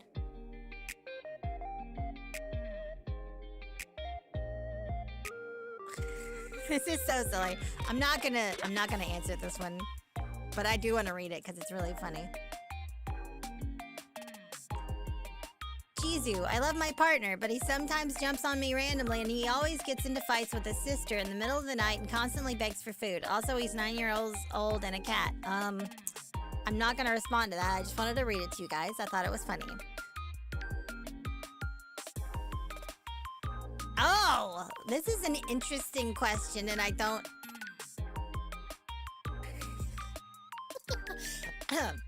I was laughing at the next question, just to be clear. Anyway, how do I stop chudding it up and be a normal, well-adjusted human person that a girl would actually find interesting? What do you... I don't understand what chudding it up means. Do you mean like, being... like, aggressively political? Do you mean, like, info dumping things that are, like, really uncomfortable to talk about? I don't understand. Because, like, chudding it up could mean a lot of different stuff. And I don't know. And being a normal, well-adjusted human person, most of us aren't. Most people are not normal, well-adjusted human people. Most of us have a lot of neuroses, behavioral issues, personality quirks. I don't think that the goal should be in being a normal, well-adjusted human person. I just think being a decent human with some empathy and decent social skills would, go a long way in finding things to be interested in yourself, hobbies, and things that are beyond just like activities, talents that you can work on, So you have something to talk about yourself that's, not so chuddy, I guess. Are breakup questions or advice welcome? Sure. I am open to answering questions about breakups. Step 1 definitely seems to be stop saying chudding it up. Using, if you're talking about meeting people in real life, try not to use stuff that you say online, that you learned online, in offline conversations. All right? That's probably a good start. Are you saying it's normal to not be normal? Yes. The vast majority of people that appear normal are faking it. It's all pretend. Everybody has problems with their family. Everybody had a weird upbringing. Everybody has had breakups. Everybody has had adverse childhood experiences, and I don't know, like, do you think I'm normal? You're crazy if you think I'm normal. That's for damn sure. There ain't nothing normal about me. If you look at yourself in a negative light, then it'll be a self-fulfilling cycle. That is a thing that happens. That is true. Literal mente, I don't know how to say any of that. Sorry. I don't think I'm that intelligent. Please, please, please don't prop me up on a wow, Chizu's so smart pedestal. I try really hard to appear stupid because I don't want that responsibility. But I decided to have a stream like this anyway, and it's been nice, actually. It's been fun, and I hope you guys have been enjoying it too. If you think you're a loser that'll never get a girl, then you'll take actions that keep you from getting a girl. That is a thing that happens. It's hard to better yourself when you're in that kind of mindset. It's hard to get out of, you know? Aw, thanks, Fia. I'm glad you think I'm chill as fuck. I do not understand Brazilian Portuguese. No, I'm sorry. I'm shocked and amazed to hear you say that. I'm glad though that you think I have emotional intelligence. You're just giving me a big head. You're just trying to hype me up. You're just trying to gas me up. You're just trying to glaze me. You're just glazing me right now. Could the occult club president make a love potion, and how effective would it be? I don't know. I'll have to ask her.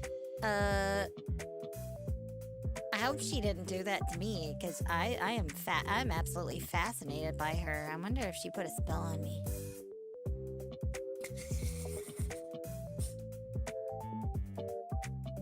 Chizu 900 IQ. World's best agency manager, multi-trillionaire in the make. You're insane. I appreciate the compliment. There's this green coyote girl that's really cute, and I love spending time with her, but what's the best way I can ask her to stop eating out of the garbage can? Like, girl, there are week-old eggs and AA batteries in there. That's the best part! Why are you gonna tell me not to eat trash? It's so good. It's like Taco Bell. Why are you gonna tell me not to eat it? You're crazy.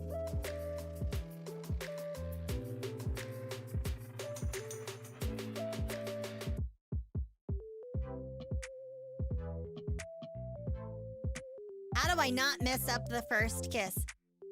Okay, I have to be clear. So I have to answer this both ways, because one implies that this is the first kiss that this person has had. The other one is just the first kiss you have with a person. But I'm gonna be honest. The first time, you just have to go for it when it's happening, when you know it's happening, when you know it's coming. Here it comes the moment, here comes that kiss. Just do whatever feels right. Just do whatever feels right. Don't think about it too much. If the other person is more experienced, you're gonna have a good experience, okay? You will be guided into the right direction. That's for sure. If you're both new to kissing, then guess what? You're gonna have a fun experience anyway, because it's gonna be goofy and you're gonna talk about it later about how so silly it was. But there's probably a good chance that it's going to be enjoyable and you're gonna figure it out. Just let it happen when it's happening. You know, if something weird happens though and you're like, I don't like that, just be like, no, let's try it again. Let's try it a different way. It's okay to talk about things as it's happening. It's okay. It's okay to be like, this doesn't feel right. Let's try this. It's okay to do that. I'm talking about more than kissing too right now anyway. Do you think double dates are good for getting to know your partner better? I mean, I guess it can be. I guess it depends on the context. I don't know. You know what? That is a good point that I think sometimes people miss. Don't have your eyes open when you're kissing. Because if someone goes in for a kiss and your eyes are like this, No. You don't want to be all like, no. That will freak people out. You gotta close your eyes. You gotta go in for this. You gotta have your eyes closed.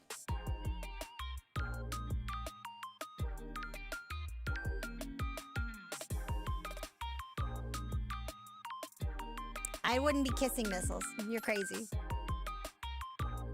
You're a shy knight? Oh! It's okay to be shy. But you will have to get over it eventually. On the other hand, if you are the more experienced one, it is in the situation, I can understand feeling a bit of pressure, so take that into account for the other person as well. That is true. Also, being the more experienced person in a situation like that, you know, it does feel, there is a little bit of a pressure to be like, well, I have to lead this into the right place. But like, if the chemistry is good, it will get there. My girl actually loves kissing me with her eyes open, mostly because it makes her laugh. Well, that just sounds wholesome and goofy. That's okay, too. What if I need to see if the girl I kiss turns into a mommy? What? What does that mean? A mummy? Wait a minute.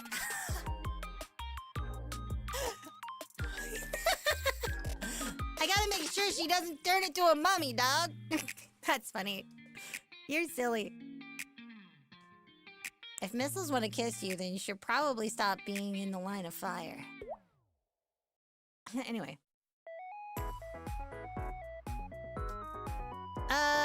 The double dates to get to know your partner better question is, I mean, I guess it just depends on what the context is. I think double dates are safer. So like, if you're in a new relationship, that's probably good to try. Plus, that might also be a good opportunity to make more friends. Because if you're a girlfriend, if you're a guy and you're dating a girl and the girl and another girl want to do a double date with her boyfriend and you never met this guy, this might be a good opportunity to make a new guy friend. It's always okay to say yes to situations where, you know, you'll meet new people and yeah, you never know.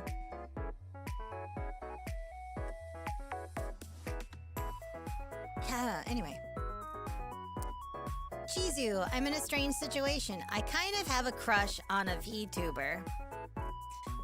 Yeah, very parasocial, but the thing is, I have a more direct relationship with her through commissions, and she knows who I am, but I'm also just a viewer. What could I do to establish at least a friendship or just give up?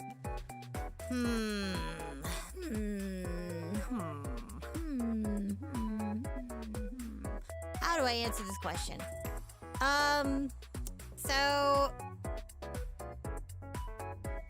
Wow. I feel like I have like a million eyes on me right now. And I don't mean like a million eyes are watching me, but like I have a bunch of eyeballs like growing out of me. Man. What a question. Okay, let me think about this. Okay. If you want to get to know a VTuber that you, like, already talked to, I guess the first thing is if they have an open DM policy or not. If they have an open DM policy and you're already in them, I don't think it hurts to talk to them outside of business stuff. If you already have an established relationship that way, to be like, hey, what do you think about this game that just came out? Talk to them about something not work related and see how it goes. If they are strictly business and they are short with you, probably time to pack it in. Don't worry about it. Nope, not gonna work. Pack it up, get out. If their DMs are closed, same thing. If you're not already in the DMs for business, don't try. Don't do it. Respect that. I don't know.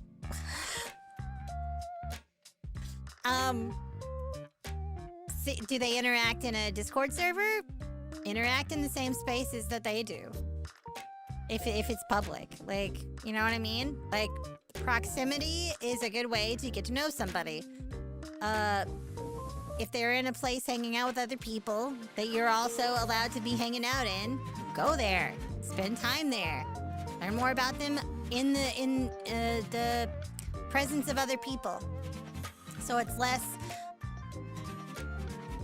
like, you know what I mean?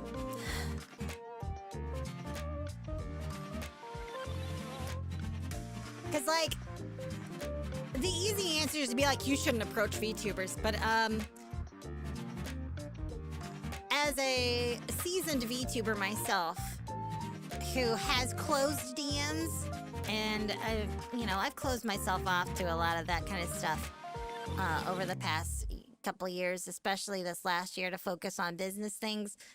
It can get kind of lonely, so I'm not gonna say you shouldn't try it if there are appropriate avenues to do that.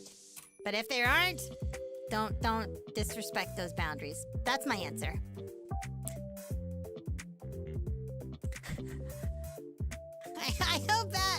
I hope that is a suitable answer for everyone on the internet, and I definitely won't get pushback from anyone on social media ever.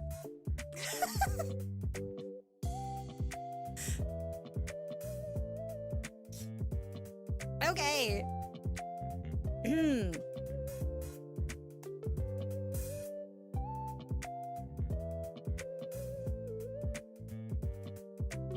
What's my favorite game? Amori. That will always be my answer. I have a lot of games that I love, but Amori has a very special place in my heart. Alright. Next question on the thing here is, I struggle to open up in relationships and have messed up a few times because I find it hard to express my emotions, especially coherently. People often say it's a confidence issue, but I'm not sure. It feels like something deeper. I have a deep fear that if I reveal my true self, the parts I've been hiding, people will see me differently and leave. It feels intensely intimate and exposing to be truly seen, which is why I tend to keep everything inside. I think this is partly influenced by upbringing, family dynamics, and the toxic masculinity. This is almost identical to a question I had earlier, so I will give a brief summary of the answer I gave for that. And that's, it's worth it to be vulnerable with people you feel are worth being vulnerable to. Because if they are your people, they will stick with you. Even if it's uncomfortable. And if they're not your people, then they weren't your person in the first place. Okay? Say hi to you. I see you. Hello. Do remember that it can and will always be weird to try and ask that kind of stuff to people, especially at their effective place of work. That is true. It's the whole VTuber, like, trying to, like, talk to a VTuber that you know thing. It's all, like, personal boundaries. It's all about personal boundaries. Some people are like, well, I'm basically myself when I'm doing VTuber stuff, and I don't keep that stuff separate, yada, yada, yada. Some people are more open to that. For me personally, I, because of the nature of my work and business, I prefer to not do that. Nothing personal. It's not like I'm like, ew, gross, nobody talk to me. It's not like that. It's for my own sanity. And honestly for yours too, because I'm crazy. Anyway. Cut all ties, begin hermit maxing. No! It's bad. Alright, next one. I am a person who is very slow to trust people and don't like socializing because of it due to past events. So how does someone like me even start a relationship? I find it easier to talk to people when I am behind a screen. Also, is that bad? Relatable. A lot of what you just said is extremely relatable to me. I think doing all of your socialization behind a screen is... If that's all you have, that can feel really stressful and lonely. even if you talk to a lot of people online, that if none of those relationships are particularly intimate, and I don't mean like intimate, I just mean like, you know, talking about more serious things, you know, talking about more personal details and like being like, you know, really close. If a lot of those relationships aren't like that, that can feel really lonely. Even if you have a bunch of friends, if none of them are like, I don't know, if none of them are like particularly close with you, that can feel really bad. And sometimes even if you do have a close friend here or there, not having that like real life interaction can be really bad for you. So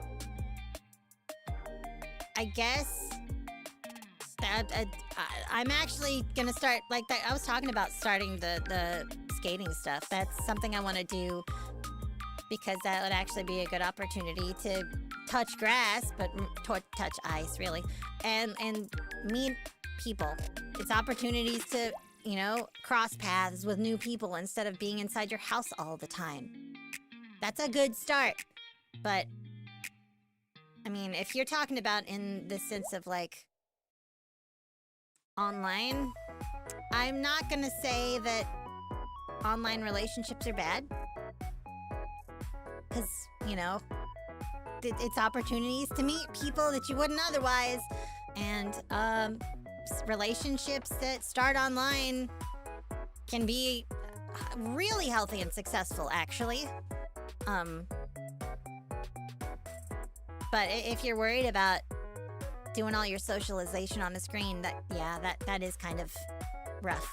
And you should make attempts to have social experiences outside of that. Yeah.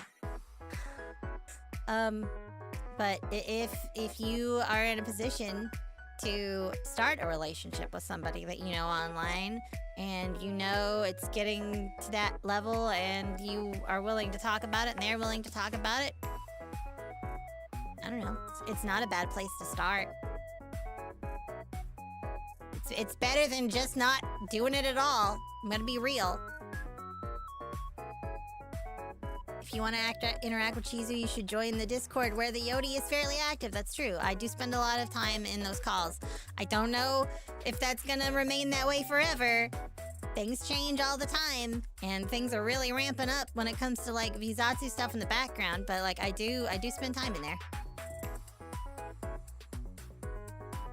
Yes, relationships online can be healthy. Look at me. I'm dating my girlfriend of a year and a half since I met her online. I met her twice IRL, and me and her mom are planning a Valentine's surprise for... Oh, that's so sweet! And that's cool that you have a close enough relationship with our mom to plan a Valentine's surprise. That's really sweet. Aw, that warms my heart, actually. What if she says she does armor trimming in RuneScape? Well, I mean, I'm not gonna yuck your yum if that's what you're into. That's, you know, some people are into crafting and MMOs like all the time. I think that's cool. That's fine. Yeah.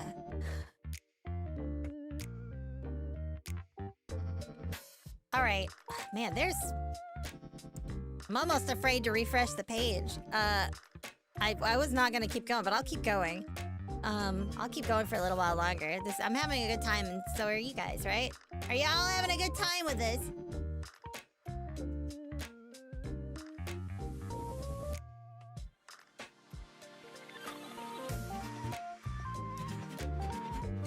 Always good.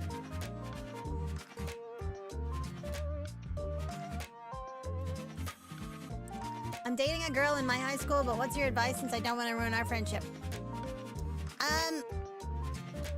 Are you saying that you plan on breaking up with her? Or you want to make sure you stay friends even if you're not dating later? Like, if you could help me with that question a little bit. Although she does get... Wait, hold on. Whoa. Stop that. Although she does get jealous since we're long distance, and I kind of ruined it because I was asking my female friend on Instagram and did the mistake of letting her see my DMs.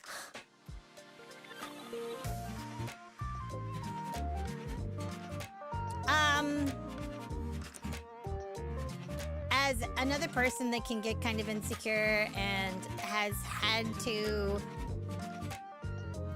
learn how to deal with being jealous over the years, that's rough. As long as you are reassuring that, like, hey, you know, don't worry, it's not what you think, as long as it's not what she thinks.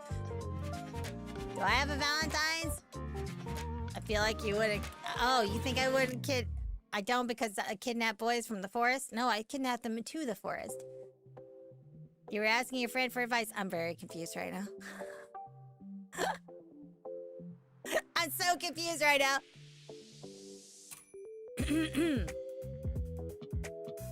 You could ask Cheesy or ChatGPT. Don't ask ChatGPT. Always ask me. Please. I might give you the wrong answer, but it'll probably still be more accurate and appropriate to be asking me. Anyway. Chizu, I'm in my late 20s and I've never had a girlfriend, and I always thought that was fine, but life has shown me that I really want one. But my context is complicated. I work from home and I hardly ever go out. What would you recommend? I would recommend, doing stuff in your community locally. Whether that's like hobby store fun time stuff or some other kind of hobby that involves going out where other people are at. That could be a lot of different things, but that's a good way to meet people, even if it's just friends.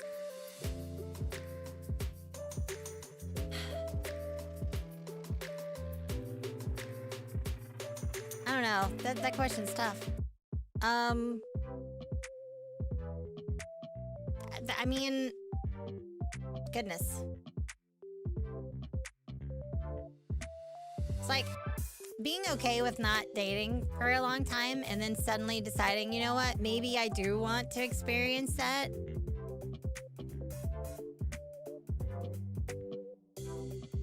I still think the same advice applies, you know. A person isn't going to totally, like, the right person isn't going to totally be like, no, you have no experience. The right person for you is not going to do that. Yeah. I'm not AI. Oh. I'm real. I'm so real.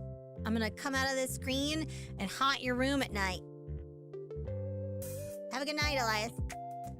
Cheesy, I plan on asking this girl on a date on Valentine's Day. I'm nervous about it because if I mess up, it may ruin not only our friendship but also our friendship. Wait, okay, I read that wrong, but I understand the question.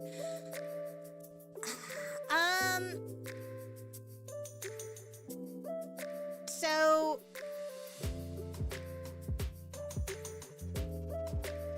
does this girl know you very well? How long have you known this girl? And have you ever expressed romantic feelings towards her before? Because if you haven't, and it's not reciprocated, you might be like, wow, it's so romantic to ask a girl out on a date on Valentine's Day. How much do you know about her? She might have a boyfriend or a girlfriend or something already. And if you were like, oh, I'm gonna ask this girl out on Valentine's Day, that would be, that's gonna hurt a lot if she says no. That's a lot of pressure. I'm just gonna be honest.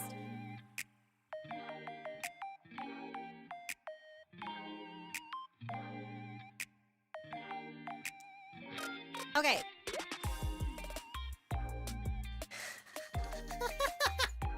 This is an interesting question I got on this. We've known each other for 3 months and we do show our romance already. Okay. You say a date. You know what? If you are sure that there are signs, and you're sure, you know what? You can ask. But you have to understand that she might not reciprocate that, and that she might not be as friendly after, and that's just how that goes.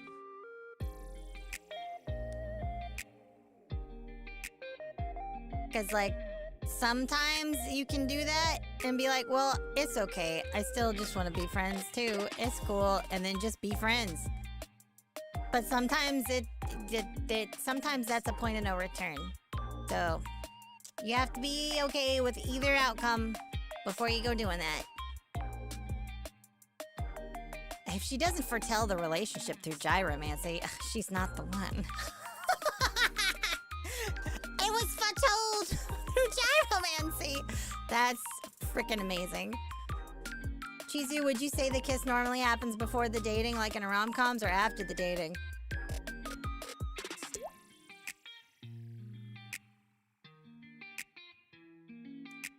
Man, I'm thinking about so much stuff right now.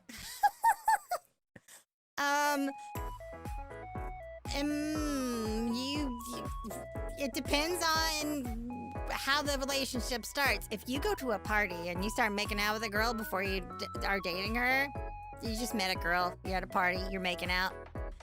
That is a thing that happens. Or, alternatively, you ask a girl out on some dates and then you make out. It just totally depends, you know? Yeah, it happens when it's supposed to happen. It's whatever. Look, I promise you will know.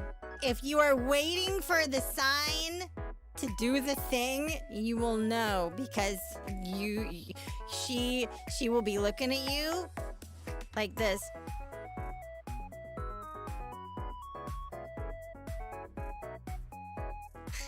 You know what I mean? Like, she'll be like, you wanna, you know? Like, you'll know when it happens. You'll feel it, and she'll feel it, and you'll know that she's feeling it.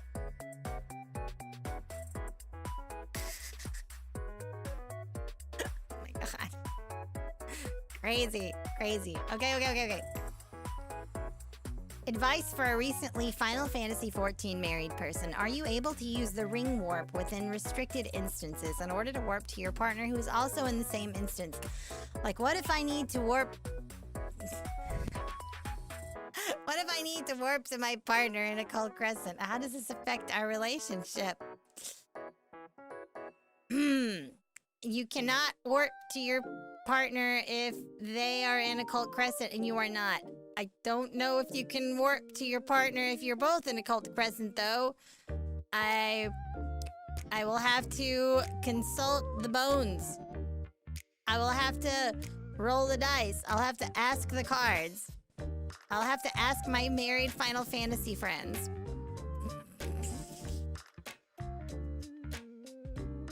I feel like I know who asked this question. And I feel like this person knows the answer.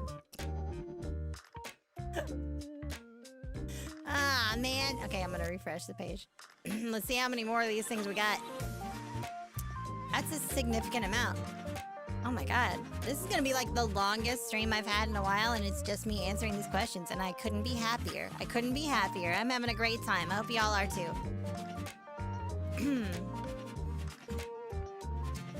Let's see. Wait. Are these still in order of newest first? Okay. Yeah, let's go back.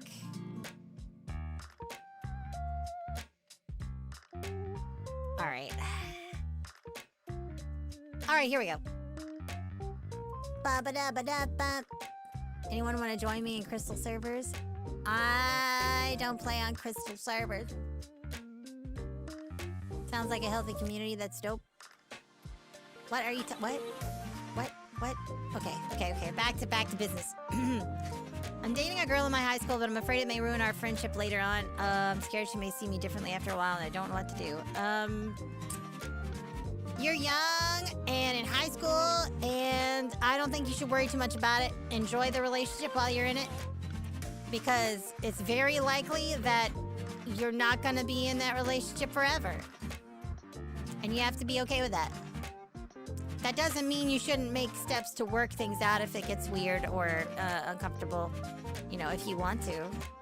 But you also have to be okay with things just changing because you're in high school. And when you get out of high school, things will change. You'll change as a person. Your girlfriend will change as a person too. That's part of life. And if you both want to stay together, you'll figure it out. And if one of you doesn't, you'll figure it out too. It seems really serious and scary. And sometimes it is. It's serious, but you know. Don't be so worried about messing it up. Because if you worry too much about messing it up, guess what you're gonna do? You're gonna mess it up. Just enjoy it.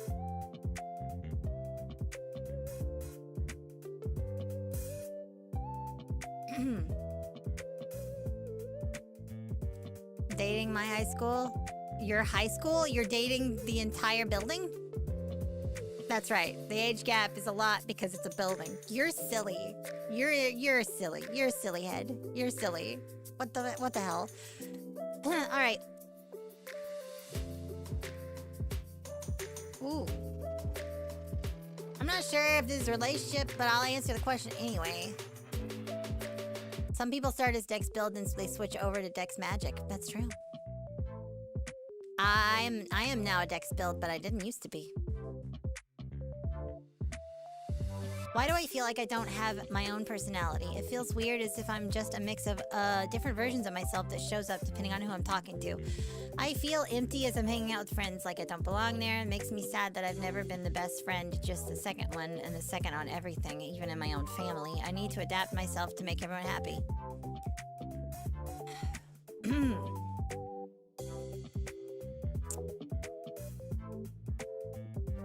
So, it sounds like you are in need of your own personality and you need to develop your own identity and self-worth. And as someone who also sometimes struggles with that sort of thing, but also like the whole, you know, I've never been the best friend thing, I've never been someone's first choice, that's hard. That's hard to deal with. So what you do, you choose yourself. Choose yourself. In those situations where you want to be someone's first choice, choose yourself instead. Because if you're always trying to change who you are to get someone's approval or for them to choose you, that's not healthy. It's one thing to be like, I am okay with who I am, and this is who I am, and I'm not gonna change myself for anybody, but damn, it sure would be nice if I was someone's first choice. That's a different thing. Also sucks, but I guess what I'm trying to say here is that you need to adapt yourself for yourself. Be the person you want to be. Do what makes you happy for you. And then the right people will be okay with that. Yeah, I think that's right. Is that right? Did that come out right? I don't know. How does it feel that your legacy will always be controller girl? I'm just happy that I have a legacy. I'm just happy that I have one. Even if it's kind of silly and inappropriate, at least I have one. I think that's okay enough. I'm happy with that. Do I wish it was something else? Or, you know, it could change and be a different legacy in the future, but there will always be people that remember the controller incident, and I'm okay with that. I'm okay with that. How do I communicate with my partner better when they rarely are able to make time for us to talk? So,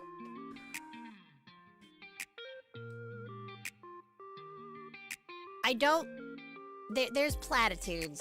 Is that the right word? I think platitudes is the right word. And one of those platitudes is, if they wanted to, they would. And that is really dependent on the context of your, of a person's actual schedule. All right?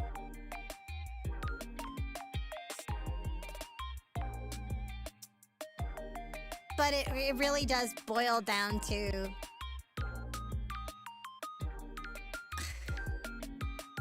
It really does boil down to... If you voice your concern and you feel like you're not getting enough out of a person,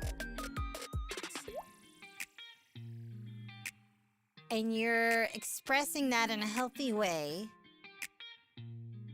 then they will either express themselves in a healthy way that they understand, they see how you feel, and will make an effort to be more present. Or they will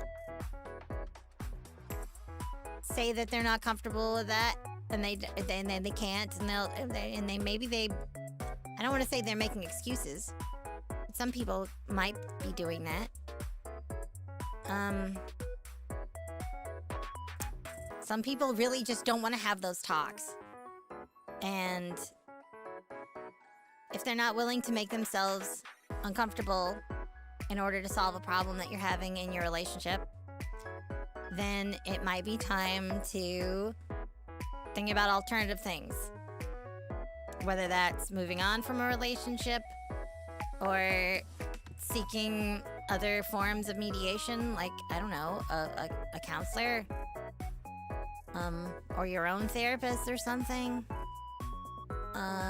But like, if you express a need and it's not getting met, then they'll either say, I'm sorry, I'll do more to meet that, or they'll say, I can't meet that for you.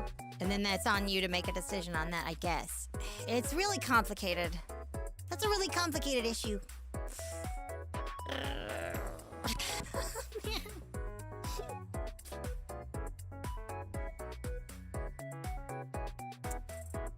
You ate a mandarin quat and it shot in your nose. Is that normal? That's so normal. That happens to everyone. That happens to everyone. What do you do after a breakup? Take care of yourself. Self-care is the #1 thing to do in a situation like that. Cover their entire office in sticky notes that says, we need to talk. Don't do that! Don't do that! Do not do that. Do not do that. No. Also, sending someone we need to talk is a nightmare. That is a nightmare.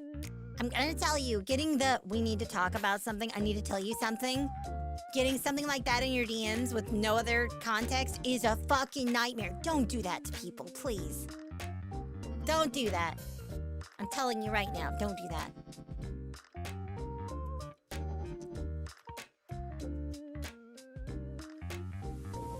I mean, I guess some people are okay with that. But that would drive me crazy. Then I'm gonna spend the entire rest of my day like, oh my god, I'm in trouble, I'm in trouble, I'm in trouble. Don't do that.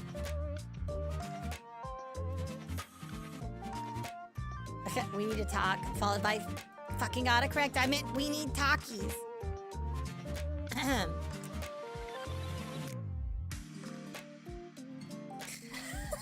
I'm not gonna answer this, but I do want to read it because it's funny.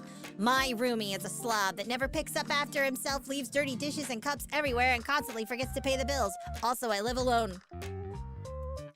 That's great. That's great.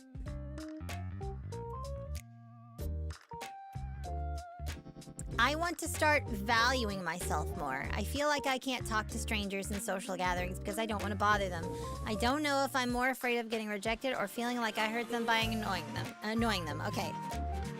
So this is 2 problems. The fear of rejection and the fear that you're going to be annoying people.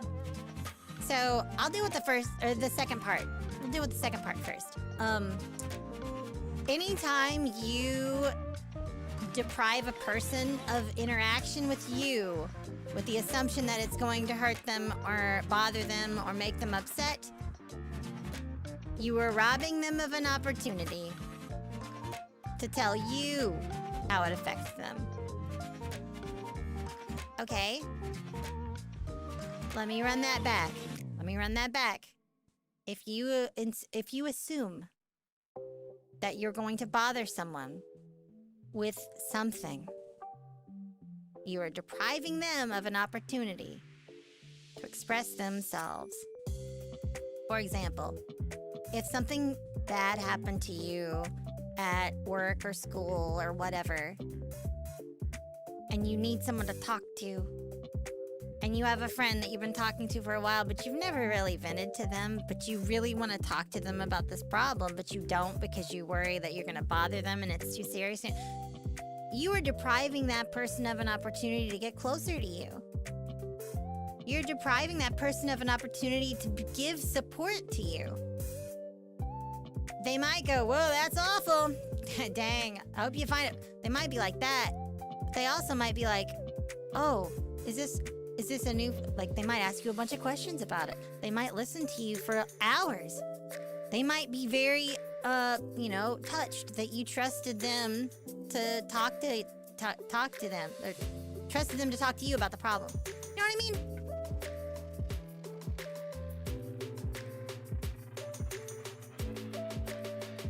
I'm killing the doom scroll. Oh, I'm so glad. I'm so glad.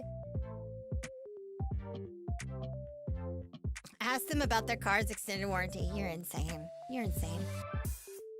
With a werewolf girl, is it polite to ask her to rip out my jugular on the first date? Always.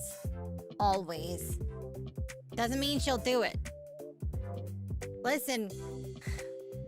Never mind. I can't say that because you used the word date.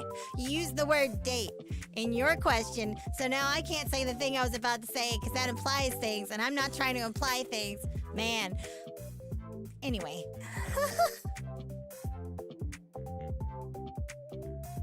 Damn, fam, that's crazy. You wanna go to Denny's? I'll get you a grand slam. Hope that'll make you feel better. That's crazy.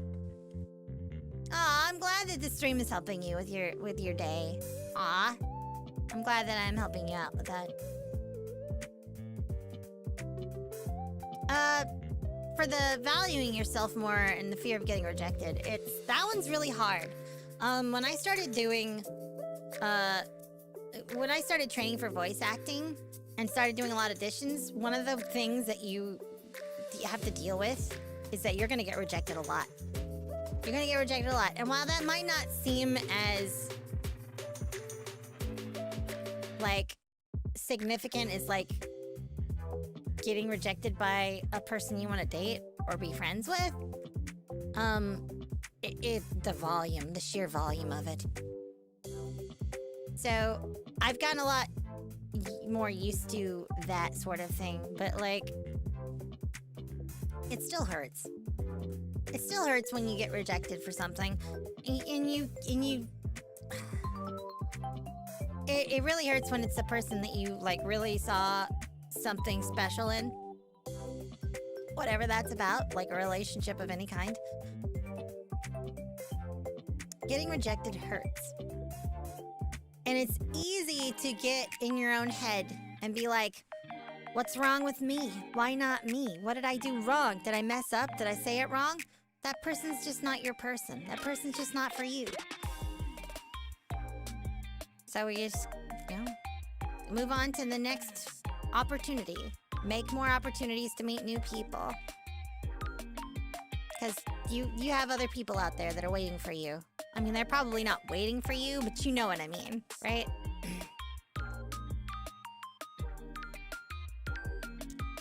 All right. My girlfriend spends more time with her friends than me. As happy as I am for her and trust her, I do still feel put second last, and it makes me a sad girly. How would you, Dr. Cheesy, recommend I could safely bring it up without upsetting her? Just be straight up. Be like, hey, I would like, don't make it about her friends. Don't make it about her spending time with her friends. Just talk about you and how you feel. And say, hey, I've been feeling kind of lonely lately, and I'd really appreciate having more quality time with you. Could we maybe do something on this day? And then see what happens.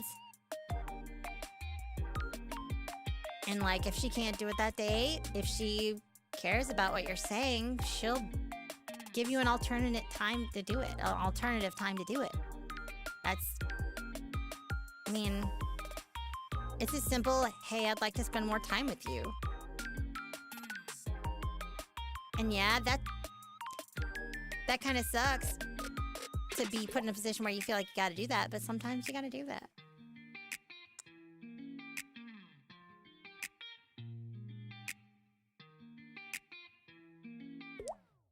You can try to ask your friends to say happy birthday to me. Happy birthday! Is that what you want? Happy birthday! Can I still be a U-Haul lesbian if I can't afford to rent the U-Haul? Yes, just pack it in your car. Just pack it in your car. If you don't have a car, I don't know though. I don't know then. Put everything you got in a carry-on bag. Go on an airplane, I don't know. Send your partner Google Calendar requests for time together. Oh my god. I mean, if that works for you. Wow. That's incredible. Alright, so I'm dating a girl in my school and we kissed once a few weeks ago. I'm worried that this may change our friendship and I hope it won't ruin it. Please give me advice. I mean, it was only a kiss. It was only a kiss. Now they're falling asleep. Now he's got... No, I'm just kidding. I'm not gonna do that to you. Did anything else happen? Did you, like... Did you just ask her to do some other stuff with you? Like, go out to the movies or go out on a date or something? Hang out at something, somewhere. Like, if all you did was smooch and that's all that happened, then it probably was just a kiss. I'm just gonna say.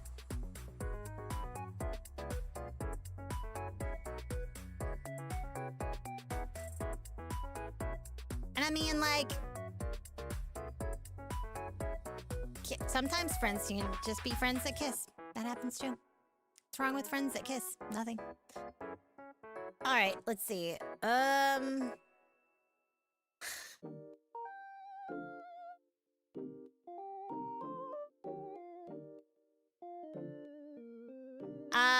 I can't read this out loud because somebody put their name in it. And I don't think that would be okay to do, so I'm not gonna do that. But this question is about Minecraft. And, DM me on the social or, like, send the email to the business email. That's what I got for you. I appreciate the kind words, though. How am I? This person says, how are you? Hope you're doing good. I am doing okay. I'm doing okay. You want me to be a little vulnerable?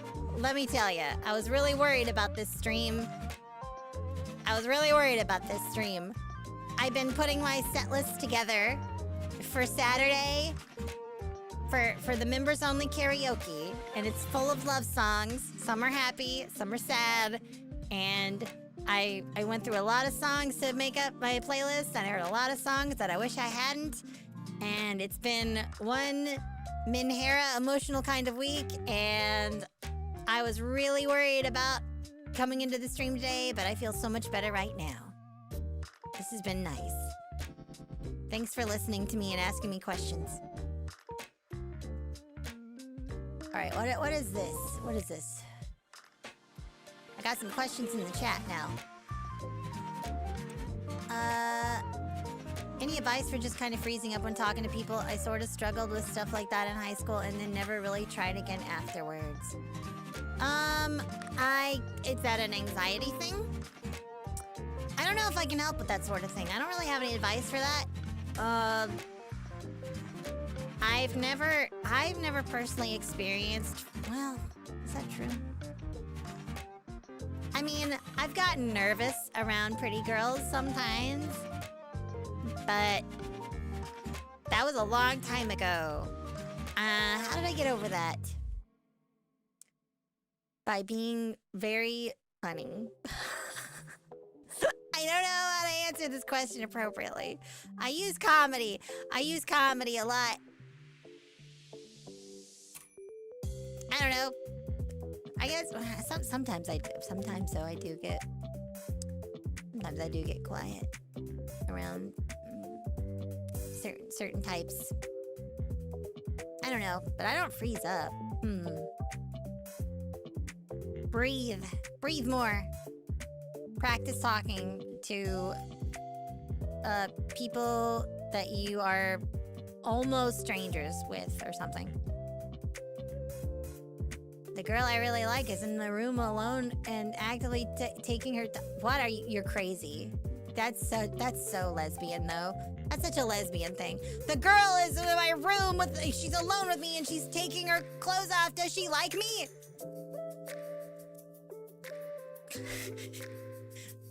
That's crazy. Is it possible to make friends by watching Medea movies with them? What a weird question. I mean, anything's possible.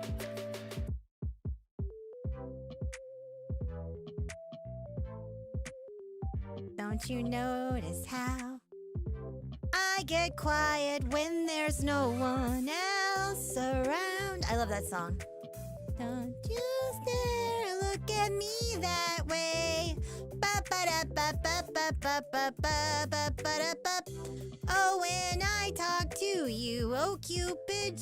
Yeah, I know that song. I like that song. Anyway. I have been told by movies that girls don't love other girls, but I get pitter-patters towards a girl. Help! It's okay. Girls can love other girls. It's fine. It's fine. Alright. I caught my girlfriend in a lie about not having Instagram, and when I asked her to show me, she refused and kept lying to me, so I broke up with her, and I'm wondering if I did the right thing because I really wanted it to be her. There's a lot to unpack here. Let me double check something here.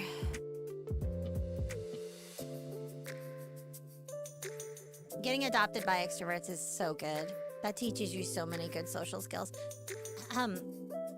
Alright, so number 1. Catching your girlfriend in a lie about having an Instagram. That by itself is pretty bad.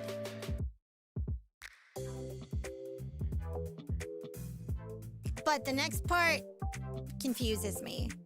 You said, when I asked her to show me, she refused and kept lying to me. So, like, if you found out she had one, why did you want to see her phone?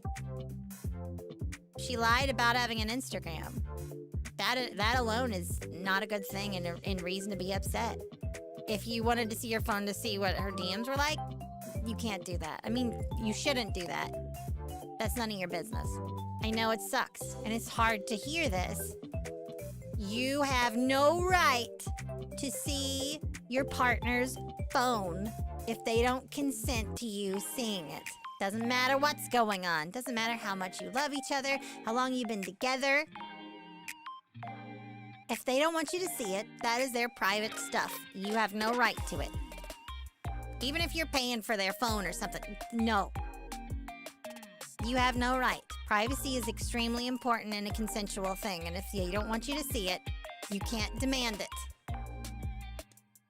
However, if you found out she has an Instagram and she lied to you about having one, lying is bad. She shouldn't have lied to you, and you can be upset about that. So, taking out the part where you demanded to see her phone or asked. You said asked. That's fine. Whatever. I'm sorry. I'm projecting a little bit. I apologize. Asking to see her phone and breaking up with her because she said no, that's not good. But breaking up with her because she lied about having an Instagram, you could have just been like, well, what are you doing with it? Why do you have this? What do you know? I don't know.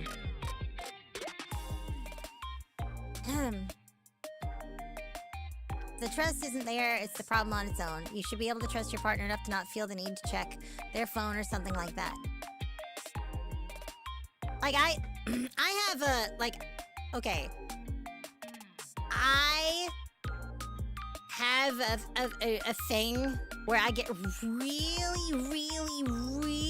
like, nervous and anxious when I know someone is behind me looking at me while my phone is open. Or, like, when I'm on my computer. I get really... Because I've been in situations where someone would be, like, really demanding, wanting to be seeing what I'm doing and accusatory of things. And that's never a good place to be. It's never a good place. And it's not like I'm doing anything I don't want people to see, except for when I'm on Twitter in public, because my Twitter feed is kind of gnarly sometimes. But like, just generally speaking, like, it makes me feel like I'm being watched, and I don't like it. I don't know why I shared that.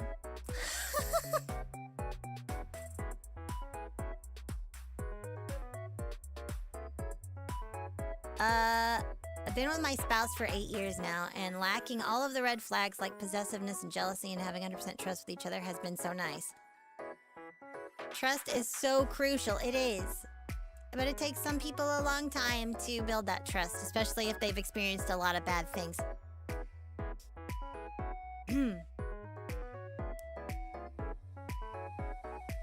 What do I do if my girl turned into the moon?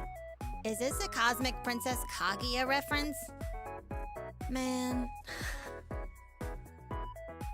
I love that movie. But I'm gonna be real. That movie has really messed me up emotionally. I'm just gonna say. It has made me a little bit... You know what I'm saying? It's got me all messed up.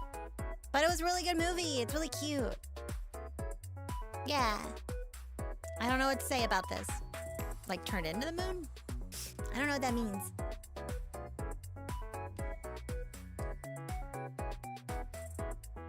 I guess you're not going to sleep? Well, you know, thanks for hanging around. Yeah, Kaguya is one of my favorite... It's my favorite movie of the year. Like, period. Not even just anime. It's just my favorite movie. It's so good. Favorite movie of 2026.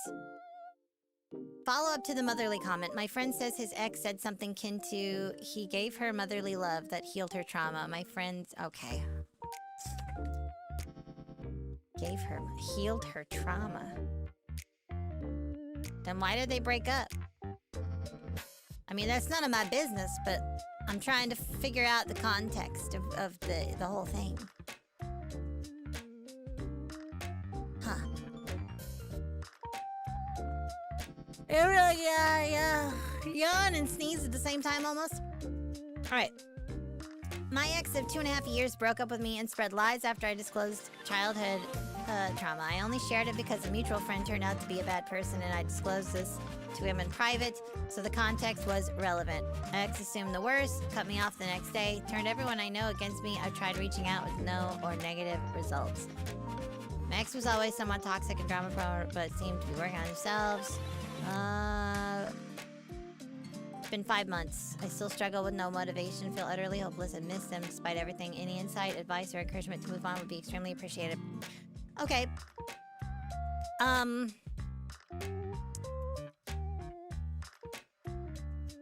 Breakups are hard. And depending on a lot of factors, I'm gonna be honest, you might never stop missing this person. That is something that you will have to deal with. So the best thing you can do is make sure that you're taking good care of yourself, even if it seems hard. You know, just take it one day at a time. You're like, today I'm going to do this, and I survived today. It's the next day, I'm gonna do this, and I survived 2 days. Let's just keep it up. You know what I'm saying? Just keep going forward. Don't stay stagnant in that kind of feeling. I know it's hard, but like, you gotta figure out steps to keep yourself forward thinking. Because if you don't, you're gonna be stuck in the past. And that's not a good place to be. Okay, did we get any other questions? Let me see. We did. Wow. You guys are asking so many good questions. Thank you. I was wondering how you felt about my situation about a relationship. My best friend is a lesbian couple and my other friend who I'm moving in with in March. They told me they would help me find a partner since I have a bad track record when it comes to getting attached and to bad people. So getting attached to bad people. I respect their plan to help, but it bothers me. It bothered me that they invite me to hang out where I feel like I'm third wheeling. Our other friend, I developed a crush on him, but I was reassured he wouldn't like me back. That's crazy. That's crazy. That's not their place to say that. I just want to hear what you think about this all. I hope you have a lovely personality, and also you have a lovely personality. I wish I could be here for more streams. That's so sweet. Thank you. It's really nice of your friends to try and hook you up with people. I think that's fine. I think them just straight up being like, he's not gonna like you back. I mean, they might be right, but that's weird to me. I mean, maybe they know him really well and know his type, and you're not that type. That could be true. That part's weird to me. The rest of it seems okay. But like, the feeling of third wheeling, that's, I mean, I've never liked that. I've never really liked that. I don't like feeling like a third wheel. I like attention too much. I like feeling special. I don't like feeling like I'm on the sidelines. That I have a really hard time with that. Or at least in situations where I would like to not be. I guess, I don't know. So like, I can understand that being a problem. So you want to have like your own thing. I mean, that's hard to do in the face of, you know, being like a spectator to another person's relationship all the time. That can really heighten your loneliness, I guess. So make sure that you are spending time doing stuff for yourself or with other people instead of just them all the time. Otherwise, those feelings are gonna get heightened.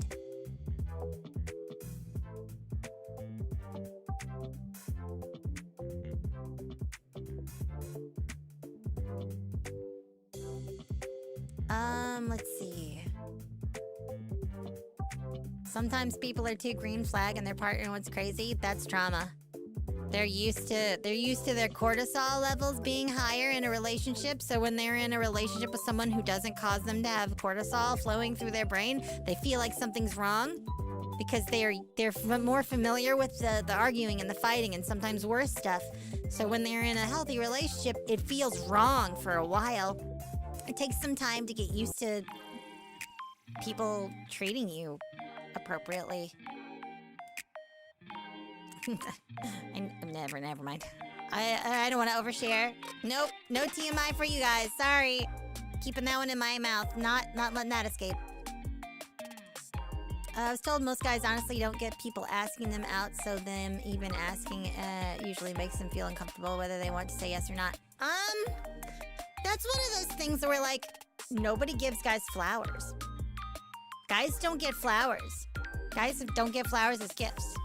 And some guys would be like, whoa, super surprised and happy. But other guys, they're like, oh, I'm too masculine for this. Don't be giving me flowers. You know what I mean? Like, it just depends. Guys are not a monolith, right? They're not all the same. Some guys would love to be asked out. There are some guys that would love to have a date planned for them and have it paid for by some nice, strong woman. Okay? Everybody's different. And if you're the type of person that wants to ask out a guy like that, someday maybe you'll find a guy that is into being asked out like that.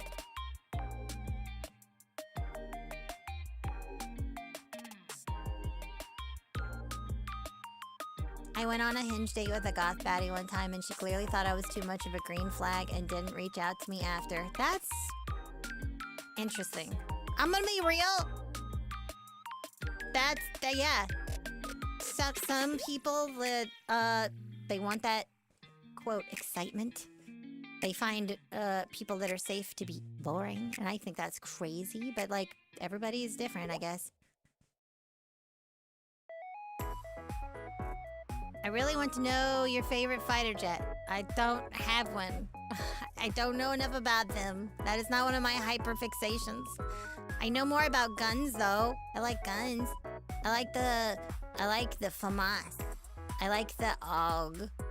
I like the I like the Springfield Armory XD subcompact. That one's nice. I have small hands, so I need a small one. Never mind. Now it sounds like I'm talking about something else.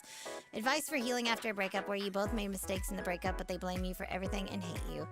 That person is not ever going to understand. Or by the time they do, it's going to be way later. And I know it hurts, but you will have to focus on yourself and understand that just because they say it's all your fault doesn't mean it was. It takes two people, and, you know, sometimes a relationship doesn't work because one person did some really terrible stuff. But some other times it's because you weren't as compatible as you thought, or you wanted different things, or you had different needs that you weren't able to meet for each other, you know? So, like, if a person is, like, totally putting it on you, and you know it wasn't all on you, then just keep that in mind. Know that you weren't the only person at fault. And, like, the part that sucks the most is we can't control how other people feel about us. We just have to be who we are and hope that they like what they see, and if they don't,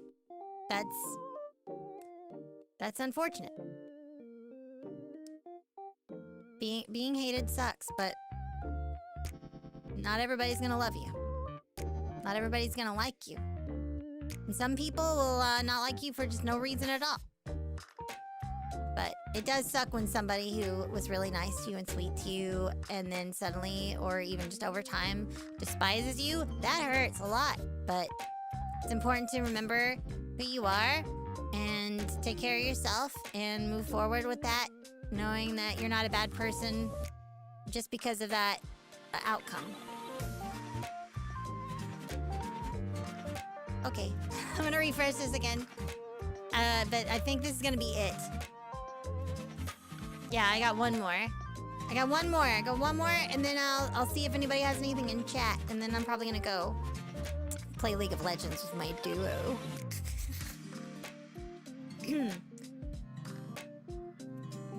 If my friend says he loves me and is kind of touchy too and flirts with me a lot, is it normal? He says it like a joke, but I do kind of have feelings for him, so I don't know if he likes me back. Ask him if he means it. Ask him if he means it. Just be straight up. Be like, do you mean it?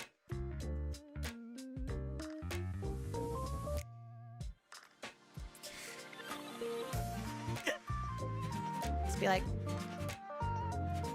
do you mean it? Do you mean it though? Just be real. Alright, I think that's it. But let me double check chat here. Yeah, talk to him. Talk to him.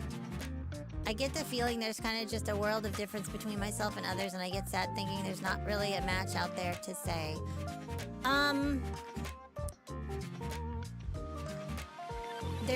There's a good chance that there is somebody out there who would be crazy about you and love you.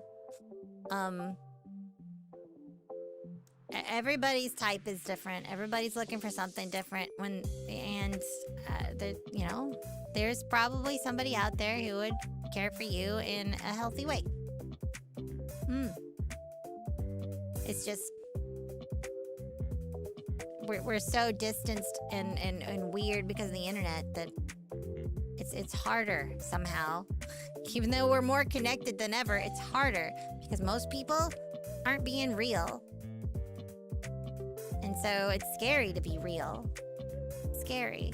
So you gotta be willing to be vulnerable and inconvenienced and uncomfortable sometimes if you want to connect with people in a way that's real. What's my favorite kind of chocolate?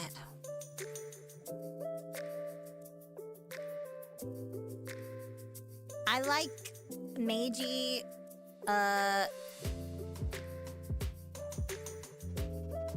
It's the one that comes in the brown and gold box. I like that a lot. I don't know. I'm not super picky. I like dark chocolate, like really dark chocolate, but I also like salted caramels chocolates and spicy chocolate with like pepper, like the like cayenne pepper in it.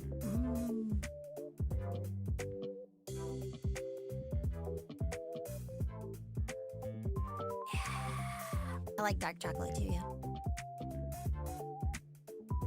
Heresy! Heresy! Anyway, I hope you guys had a good time with me today. And you enjoyed me answering these questions that I'm totally not qualified to answer. And yeah, I had a good time. I hope you did too. Thank you for the jewels. I see those jewels. And I'll be back on Saturday. We'll start with a normal yap session, and then I will switch it on over to a karaoke stream for members only. And I'm gonna sing a bunch of love songs. Some of them are fun, some of them are sad. Because I am a girl that likes sad songs sometimes, okay? Yeah, for legal reasons, this stream was a joke and not an expert, and the stream cannot be admissible in court. That is so true. I am not a certified life coach or a licensed therapist or a marriage counselor. I'm just an anime girl on the internet, and my opinions are my own. I can't wait to see you guys on Saturday. And, yeah, take really good care of yourselves and each other. All right? Have a good night. Mwah!